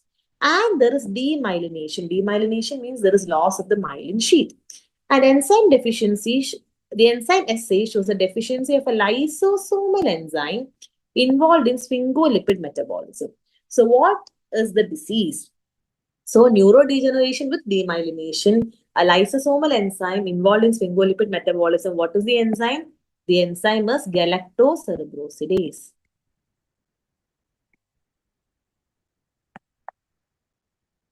This galactocerebrosidase enzyme deficiency, it results in a disease known as Crab disease, Crabby disease. So here what happens is that galactocerebrosidase is deficient. So the myelin formation is not taking place properly because this galactocerebrosidase enzyme is the one which converts psychosin into its other metabolites. So when there is galactocerebrosidase deficiency, what accumulates? It leads to the accumulation of psychosin protein. And what does the psychosin do? The psychosin is toxic to the oligodendrocytes. It is toxic to the oligodendrocytes. And as you all know, oligodendrocytes are the one which produces myelin. So toxicity to the oligodendrocytes results in decreased formation of myelin. And this results in demyelination and neurodegeneration. So the toxic metabolite which is getting accumulated and causing toxicity is psychosin. And in which syndrome you get accumulation of glucocerebroside? Glucocerebroside accumulation is characteristically seen in Gaucher syndrome. Sphingomyelin accumulation occurs in Niemann-Pick syndrome. And sulfatidides accumulation occurs in MLD, also known as metachromatic leukodystrophy. So here, since they are asking a lysosomal enzyme is causing demyelination, the answer is galactocerebrosidase deficiency causing accumulation of psychosin is the right answer here. Now, next question. A female infant presents with seizures and developmental delay. The image is showing something. So what are you seeing here? You are seeing the agenesis of the corpus callosum. Okay, so you are seeing agenesis of the corpus callosum. And what is this agenesis of the corpus callosum syndrome called? It is known as Aicardi syndrome. This is an X-linked dominant disease, and that is why this disease is seen only in females. And what are the other characteristics of Aicardi syndrome? The first one is agenesis of corpus callosum. Secondly, they present with infantile spasm. And the third is the classical eye finding. What is that? Chorioretinal lacunae are formed. This is the classical triad of Aicardi syndrome. So now all are expected except they are asking the wrong statement. Chorioretinal lacunae, yes. Infantile spasm, yes. X-linked dominant inheritance, yes. Optic glioma, no. Optic glioma is not a feature of Aicardi syndrome. It is a feature of neurofibromatosis type 1 and not Aicardi syndrome. Okay. Next question. Match the following. So you have features of neurofibromatosis 1 and 2 and you want to match with the following. So in order to answer this question, you need to know what are the findings in neurofibromatosis 1 and 2. So let's quickly go through this table. So neurofibromatosis type 1, the gene is NF1. In type 2, it is NF2. The chromosome in type 1 is 17 and type 2 is 22. You can remember as 17 and 22. The protein in neurofibromatosis type 1 is neurofibromin. In type 2 is Merlin protein or schwannomin protein. Inheritance, both is autosomal dominant. The tumor, the key tumor in neurofibromatosis is neurofibromas, just subcutaneous swellings. Whereas in neurofibromatosis type 2, it is the bilateral vestibular schwannomas. It is the schwannomas involving the vestibular nerve. Skin findings of cafe au lait spots, axillary freckling, and Lisch nodules are all seen in type 1, but these findings are not seen in type 2. The CNS tumor seen in neurofibromatosis type 1 is optic glioma, whereas in type 2, what you say is meningiomas and ependymomas. So, sensorineural hearing loss is not a feature of type 1, but since vestibular schwannomas are found in type 2, sensorineural hearing loss is a feature of type 2 neurofibromatosis. So these are the findings between type 1 and type 2 neurofibromatosis. So let's come back. So Merlin protein is seen in which one? It is seen in type 2. Okay. So, and cafe-LA spots are seen in what? Type 1. Bilateral schwannoma is seen in type 2. Chromosome 17 is seen in type 1. So NF1 is associated with 2 and 4. And NF2 is associated with 1 and 3. Okay, so that is A, 2, 4 and B, 1, 3 is the right option here. Okay. Now, next question. A child presents with hypertension, hypokalemia and metabolic alkalosis with suppressed renin-aldosterone. Which of the following drugs is most appropriate? We discussed it yesterday also. Whenever a child is having hypertension, hypokalemia and metabolic acidosis, the diagnosis you are thinking about is Liddle syndrome. And what is Liddle syndrome? It occurs because of the increased or overactive epithelial sodium channels, ENAC, are very much aggravated. So what does the epithelial sodium channel do? It causes increased sodium absorption. Increased absorption of sodium, which lead to hypertension, and decreases the absorption of potassium, or it increases the loss of potassium, which causes hypokalemia. So this hypertension, when it is present, it suppresses the renin-angiotensin-aldosterone system, gets inactivated, and this results in decreased renin and decreased aldosterone. Okay, so that is the pathophysiology of Liddle syndrome. So it is the main thing is the overactivity of epithelial sodium channel. So you want to give a drug which can block this. So which is the drug which can block this epithelial sodium channel? That is amiloride. Amiloride is a drug which functions by blocking the epithelial sodium channel. So the right option here is amiloride. Okay, next question. Which of the following combinations correct for Bartter syndrome? We discussed this yesterday also. Bartter syndrome is associated with hypercalciuria, metabolic alkalosis, and hypokalemia. But low renin is not a feature of Bartter syndrome. In Bartter syndrome, what you get is increased renin. So the feature which is not a feature of Bartter syndrome is low renin. If you want a detailed explanation, you can always go and visit the part 1 discussion where we had a detailed discussion about Bartter and Gitelman syndrome. Now, next question. So we discussed all this in the yesterday's class itself. Now, this anomaly is most closely associated with failure of. So what are you seeing here? What you're seeing here is something known as exostrophy of bladder. So what happens, as you can see, that the bladder mucosa is very much exposed here. And why does this happen? It happens because of the failure of mesodermal migration. The mesodermal cells are not migrating to the lower abdominal wall. So the lower abdominal wall becomes deficient and the bladder mucosa is visible. So the failure is with mesodermal migration. That is the right option. Now, next question. A 9-year-old boy presents with generalized edema and massive proteinuria. Okay, renal biopsy has done showing normal glomeruli on light microscopy. Immunofluorescence is also negative. Which combination is most appropriate? So here you have a child with generalized edema and massive proteinuria. What are you dealing with? You are dealing with nephrotic syndrome. And as you can see, the light microscopy is normal. Immunofluorescence is also normal. So when everything is normal, you call it as minimal change disease. There is minimal changes that you are seeing on the biopsy. So there is minimal change disease, which is in turn the most common variant of nephrotic syndrome in children. So what is happening here in minimal change nephrotic syndrome? There is a T cell mediated cytokine injury. Okay. And this, what does it attack? It attacks the food processes of the glomerular basement membrane. And this results in effacement of the food processes. The food process becomes blunt or becomes flattened. Effacement of the food processes. And this effacement of food process can be seen on electron microscopy. You can see these findings.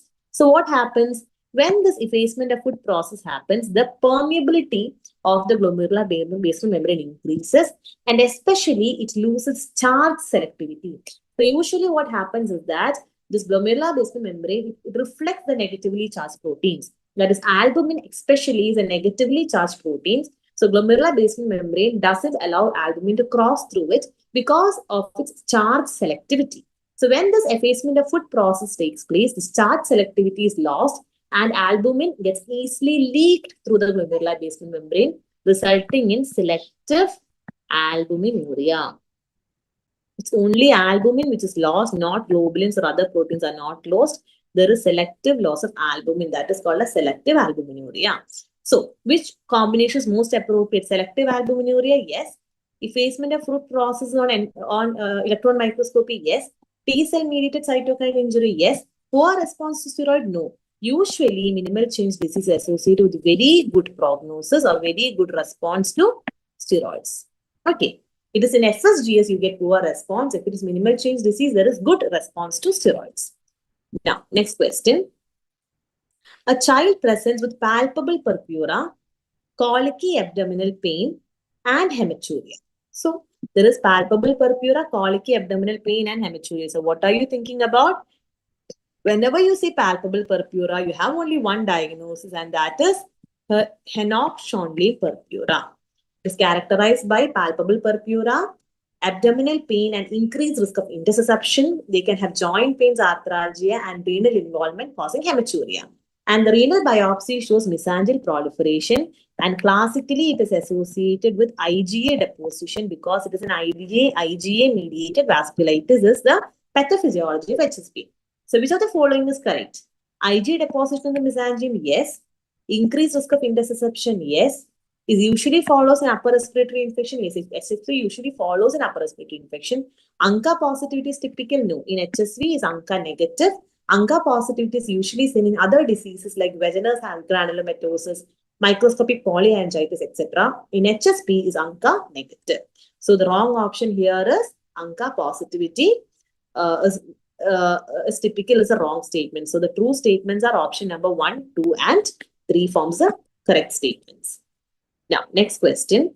A child with chronic diarrhea and growth failure. There is chronic diarrhea and growth failure undergoes evaluation and a biopsy of the intestine is done and the symptoms improve after dietary modification. So whenever you're seeing chronic diarrhea, you should think in line of a malabsorption disease.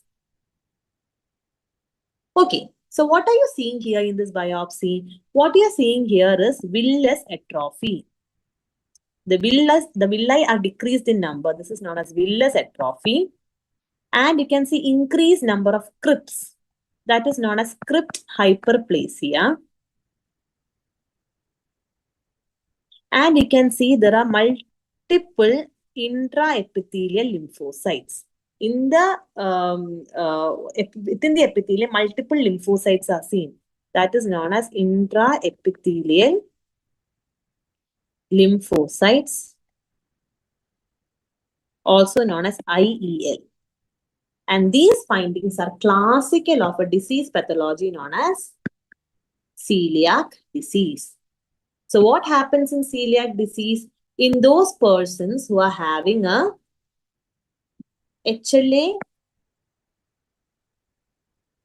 those persons who are having an HLA DQ2, DQ8 variation, what happens when they are taking gluten in their diet? This gluten contains a protein called as gliadin. And this gluten in the intestine gets modified by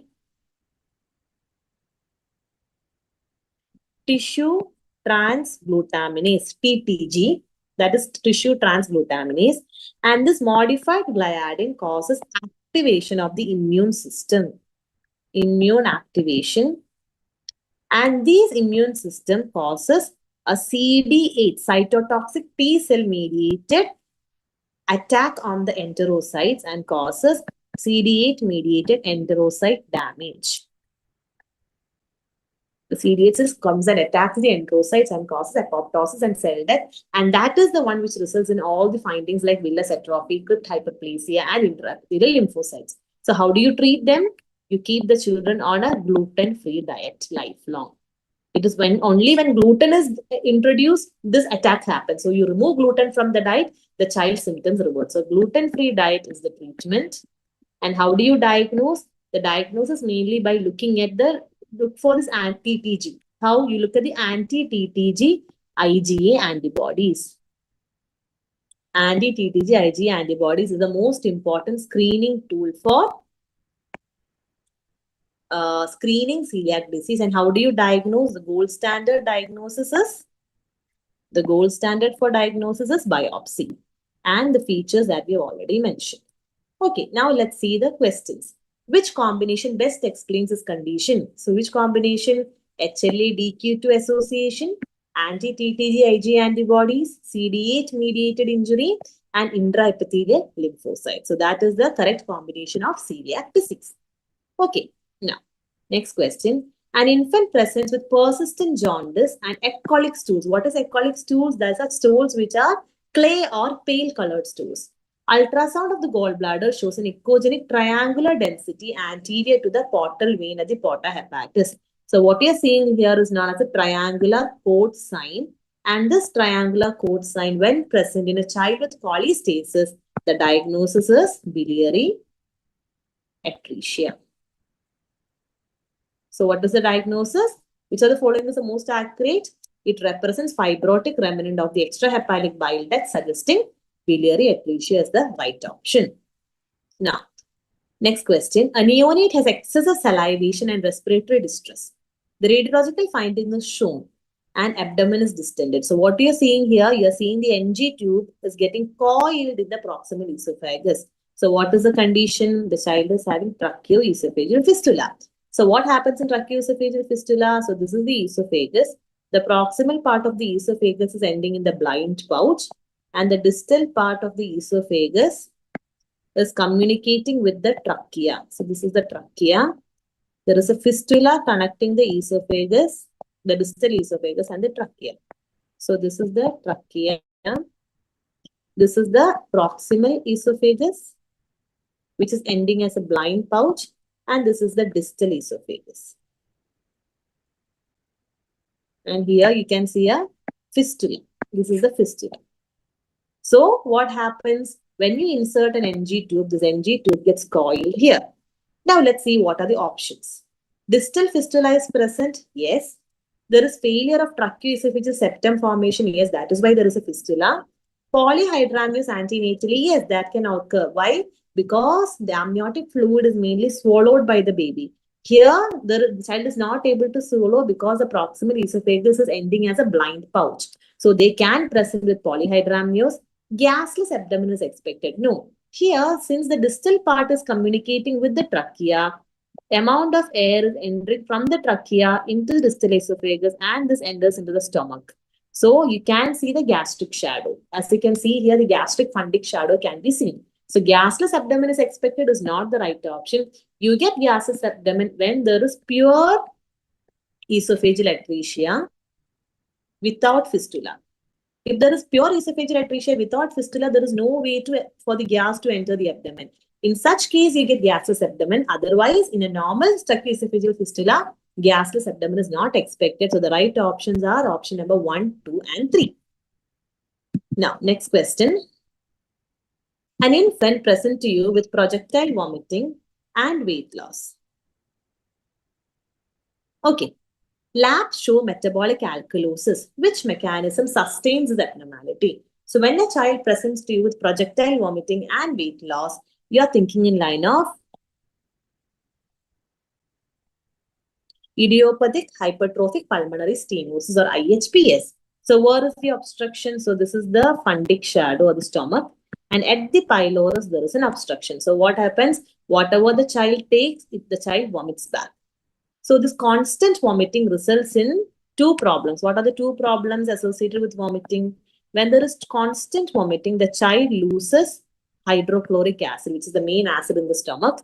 And this results in hypochloremia. And the loss of H+ ion results in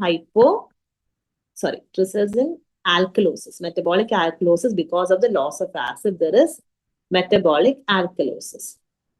So what is the other problem with vomiting? There is volume depletion. The child gets dehydrated because of this recurrent vomiting. So whenever there is volume depletion, it shows activation of the renin-angiotensin-aldosterone system, or the RAS gets activated. And when the RAS gets activated, there is increased renin, and as a result of it, there is increased aldosterone. And what does this aldosterone do? It increases the reabsorption of sodium, and it increases excretion of H+. So normally, when you have metabolic alkalosis, what should the body try? The body should try to conserve H+ and correct the alkalosis. But here, since there is activation of aldosterone because of volume depletion, the child is having further H+ excretion, which worsens the alkalosis.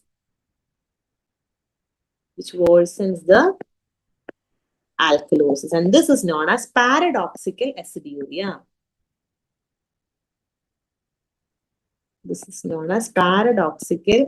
That is, whenever you are seeing metabolic alkalosis, you want the person to have conserve acids, not aciduria. So here, there is a paradoxical aciduria which happens because of the excessive activation of renin-angiotensin-aldosterone axis, which is due to volume depletion. So that is the mechanism which sustains this abnormality is RAS activation due to volume depletion is the right answer here. Okay.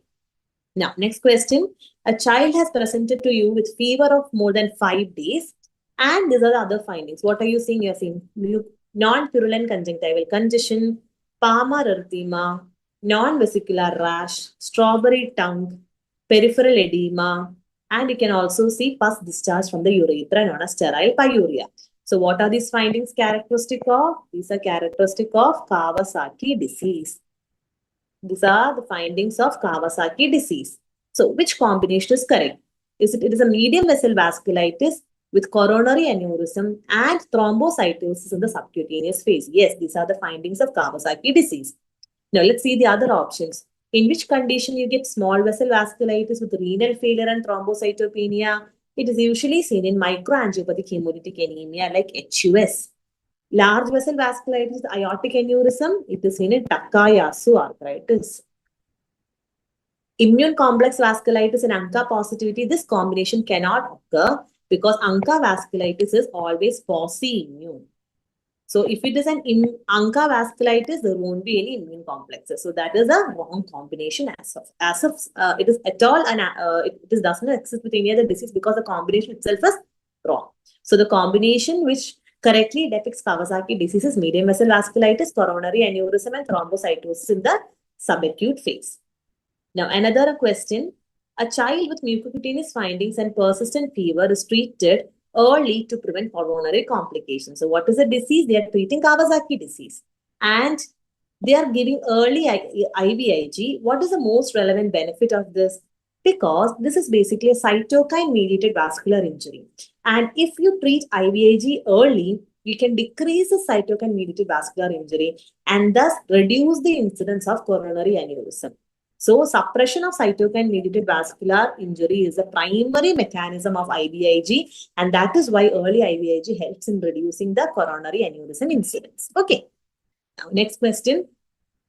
A child has Elfin facies, supravalvular AS, and hypercalcemia. So, what is the diagnosis? This is a classical triad of Williams syndrome. And what is the underlying mutation in Williams syndrome? It is a microdeletion affecting the elastin gene on chromosome 7. That is the right option. Now, trisomy 21 is seen in Down syndrome, and 22q11 microdeletion is seen in Dye-George syndrome. Okay, so Williams syndrome, there is microdeletion of chromosome number 7. Next question.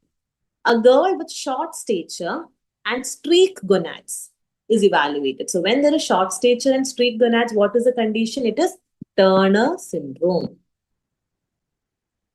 So what happens when the streak gonads, the child will have amenorrhea. The child will not attain menarche. The gonads are not functioning. So when the gonads are not functioning, there will be increase in the level of gonadotropins. The gonadotropin secretion increases, trying to stimulate the ovaries, but the ovaries are not at all functioning.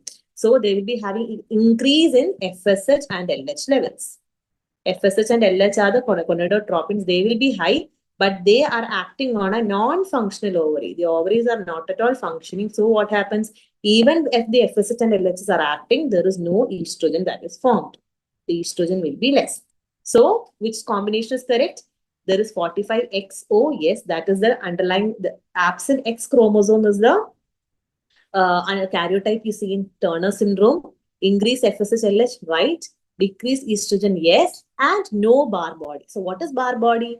Bar bodies are basically inactivated X chromosomes in female. There are two X chromosomes in female, right? So one X chromosome always remains in an inactivated state. So that is in order to prevent the excessive activation. So the number of bar bodies will be always equal to the number of X chromosome minus 1. So the bar body number is given by the formula number of X chromosome minus 1. So in Turner syndrome, you have only one X chromosome. So 1 minus 1 equal to 0. So you won't get any bar body. In normal females, since they have two bar bodies, at least one bar body should be positive. But in Turner syndrome, since they have only one X chromosome, bar body number will be 0. So the right combination is 45XO, increase FSH and LH, decrease estrogen with no bar bodies. Okay. Now, next question. A child is presented to you with precocious puberty, irregular cafe au lait spots, and bone lesions as shown in the image. So there is precocious puberty, cafe au lait spots, and bone lesions. And what is this bone lesion you are seeing? This is a classical ground glass appearance of the bone, and which is known as polyostotic fibrous dysplasia. What is it called? It is called as polyostotic fibrous dysplasia. And here you are seeing the cafe au lait macule. CALM stands for cafe au lait macule. And in which condition do you see both of this? This is seen in a classical syndrome which is known as McCune-Albright syndrome. And what happens in McCune-Albright syndrome? It is mainly because of an activating mutation of GNAS. There is an activating mutation of GNAS. And what does this GNAS signaling do? It causes an increase in the cyclic AMP signaling. So as you all know, all the hormonal pathways in our body, it functions through cyclic AMP. So when cyclic AMP is increased, there is excessive activation of all the hormonal pathways. There is increased hormonal signaling. All hormones are acting in a hyper manner. Okay. So what happens? There is an increased activation of the osteoblast. So there is abnormal osteoblast activity. And that is resulting in this fibro-osteotic dysplasia. There is abnormal activation of the endocrine. That is the reason for precocious puberty, and sometimes they can even present with hyperthyroidism. So they present with PP, precocious puberty, and sometimes they may also present to you with hyperthyroidism. And also there is increased formation of melanin. And that is excessive melanin production is responsible for this cafe au lait macules or CALM. Okay, that is the pathophysiology of McCune-Albright syndrome. So this GNase protein is also known as the GS protein. And the classical feature that you have to know is that this mutation of this GS protein or the GNase protein happens after fertilization and not before. So it is a post-zygotic activating mutation of the GS protein, which is responsible for McCune-Albright syndrome. It is inherited as an autosomal dominant? No. This is a key factor, that is McCune-Albright syndrome is not an inherited disease. It is a sporadic disease. Okay. Associated with hypocalcemia? No, that is not seen here. Due to collagen defect? No, that is also not true. So it is basically post-zygotic activation of GS protein is the right option. Next. We have to correctly match the options in list 1 with options in list 2. So what does ductus venosus do? Ductus venosus basically, it shuns the oxygenated blood from the placenta to the inferior vena cava. So, ductus venosus bypasses the liver circulation and directly carries the blood to the inferior vena cava. So, A1. What does foramen ovale do? It is a connecting the right atrium to the left atrium. B2. Ductus arteriosus, it connects the pulmonary artery to the aorta. C3. And what does umbilical vein do? Umbilical vein is the only vein in the body which carries oxygenated blood from the body, oxygenated blood from the placenta to the heart. So that is D4. So the right option is A1, B2, C3 and D4. So this is a table showing the different shunts. Ductus venosus connects the umbilical vein to the inferior vena cava and thus helps in shunting the oxygenated blood to the heart by bypassing the liver. Foramen ovale connects the right atrium to left atrium. Ductus arteriosus connects the pulmonary artery to the aorta. Okay. Now, a child with coarse facies, macroglossia, thick lips with hepatomegaly, copious mucus discharge from the nose. We already learned all this in the previous question, which was in the earlier part of the discussion. So whenever you have coarse facies, macroglossia, thick lips, hepatosplenomegaly, and copious mucus discharge, you always think in line of a mucopolysaccharidosis. And which among the following is a mucopolysaccharidosis? Hurler's diseases, type 1 mucopolysaccharidosis. So that is the right answer. In Beckwith-Wiedemann syndrome, we get hemihypertrophy, macrosomia, omphalosil, and hypoglycemia. Proteus syndrome, as we already discussed, you get asymmetric growth of the limbs and cerebriform nevus. Hypothyroidism, as we already mentioned, you get congenital, prolonged neonatal jaundice, constipation, lethargy, and macroglossia. Okay. Now, next question. Which among the following is not useful in the management of sickle cell anemia? So, what are the drugs used for sickle cell anemia? Let's see the newer drugs for sickle cell anemia. The classical and the most important drug is hydroxyurea. What does hydroxyurea do? It increases the production of hemoglobin F. We already studied hemoglobin F is useful because it decreases the polymerization of hemoglobin S and thus help in decreasing the vaso-occlusive crisis. L-glutamine. It decreases the oxidative stress. So sickling happens more when there is hypoxia or oxidative stress. So glutamine helps in decreasing the oxidative stress. Now, there is a drug called crizanlizumab, which blocks the P-selectin and it decreases the adhesion. It decreases the adhesion of the sickle cells and thus decreases the vaso-occlusion. And then you have voxelotor. It is a drug which inhibits hemoglobin S polymerization. Okay, so among the following, hydroxyurea is used, voxelotor is used, L-glutamine used, but bebtelovimab is not used in the treatment of sickle cell anemia. It is a monoclonal antibody which was used for the treatment of COVID infection. It is not in the context of sickle cell anemia. Okay. Now, next question. Cause of high output cardiac failure are all except. So, what are the causes of high output cardiac failure? Anemia, yes. Beriberi, especially wet beriberi. Core pulmonale, no. Core pulmonale is associated with decreased cardiac output. It is not a high output cardiac failure. It's a low output cardiac failure because it occurs because there is increased pulmonary vascular resistance. So what the right ventricle is trying very high in order to pump against this high resistant pulmonary vasculature. So it results in right ventricular hypertrophy and right ventricular failure. It is not associated with high cardiac output. Systemic AV fistula, yes, it is associated with high cardiac output. So core pulmonale is not associated with high output cardiac failure. Next question. Which of the following MRI findings will be seen in a child with spastic diplegia? So spastic diplegia, what do you see on MRI? The classical association between spastic diplegia is periventricular leukomalacia because the periventricular part is the part which represents the lower limbs. So when there is leukomalacia in the periventricular part of the cerebral cortex, it specifically involves the lower limbs and that is known as spastic diplegia. So periventricular leukomalacia is associated with spastic diplegia. Now, what are the other findings that you can see in MRI in a child with cerebral palsy? In spastic diplegia, you get periventricular leukomalacia. In spastic quadriplegia, you get multicystic encephalomalacia. In hemiplegic cerebral palsy, you can get stroke.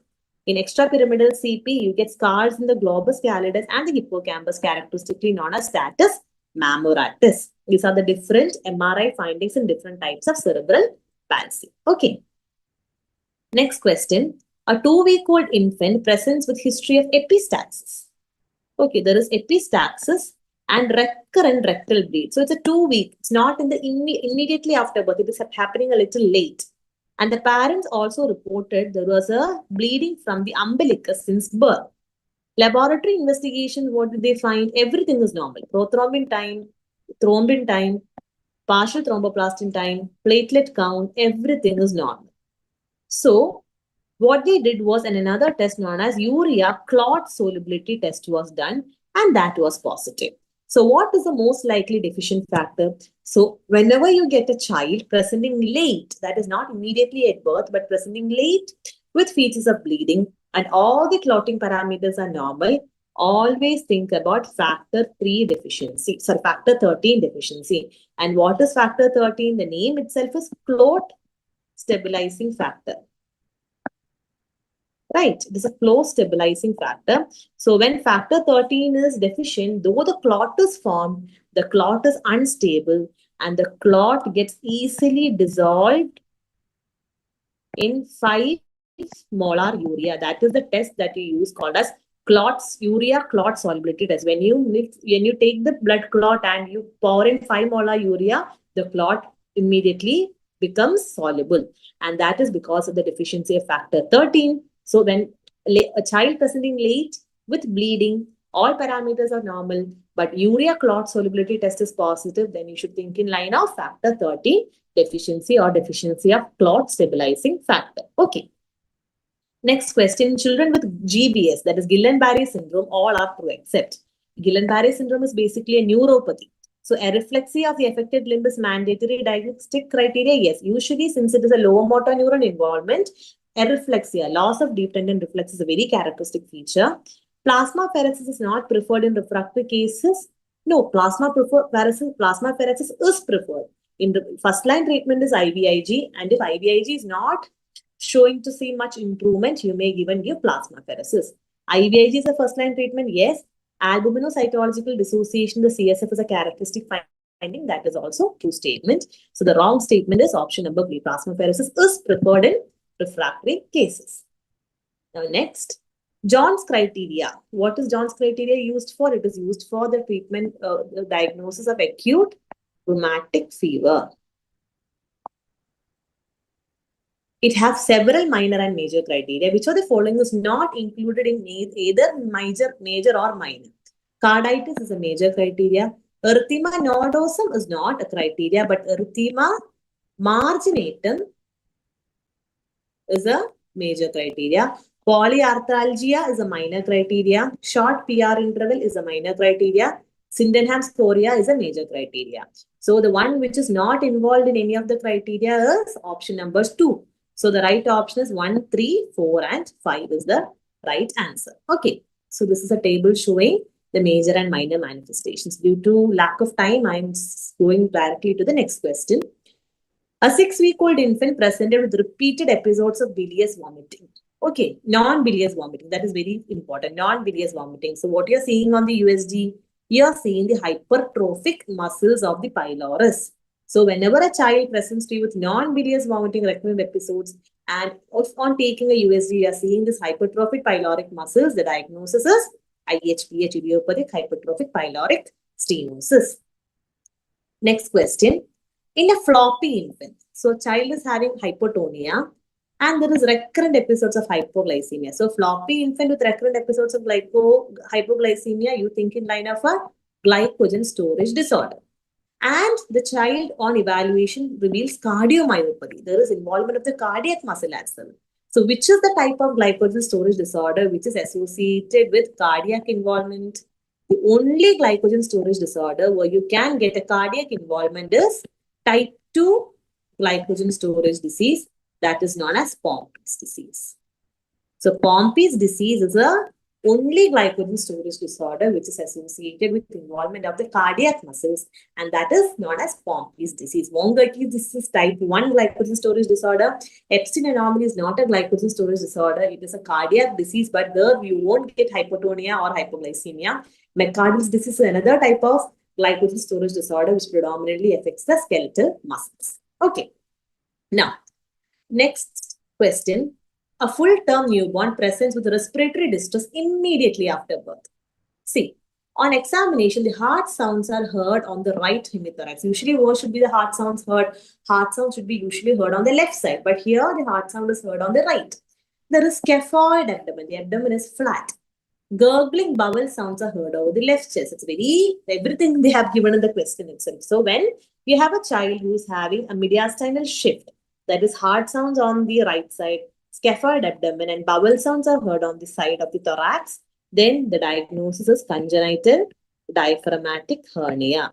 In the X-ray also we can see these are the bowel loops have herniated into the thorax and the mediastinum is pushed to the opposite side. So what is the diagnosis? The diagnosis is CDH. And what is the most common anatomical site for defect? The most common anatomical site for defect in CDH is left posterolateral defect, also known as Bosch-Dallek hernia, which is usually involves the left side. Now, retrostellar foramen of Morgnani is also another type of defect which you can see in CDH, but it is not the most common one. But if it is the Morgagni defect, it usually the herniation happens on the right. But Bosch-Dallek defect, which accounts for 85 to 90% of the defects seen in CDH, it usually affects the left posterolateral side, and thus the herniation happens on the left side as it is given in this question. Okay, so that finishes our part 2 discussion of INICET previous year question discussions in pediatrics. So I hope everything was clear. If any doubts, you can always contact me or through the team and I'll try to rectify it, or you can post in the comments and I'll try to answer the doubts if you have any. I'm sorry for taking 15 minutes extra, so I'm winding it up without any delay. So all the best for your upcoming examination, and thank you all for your patient listening.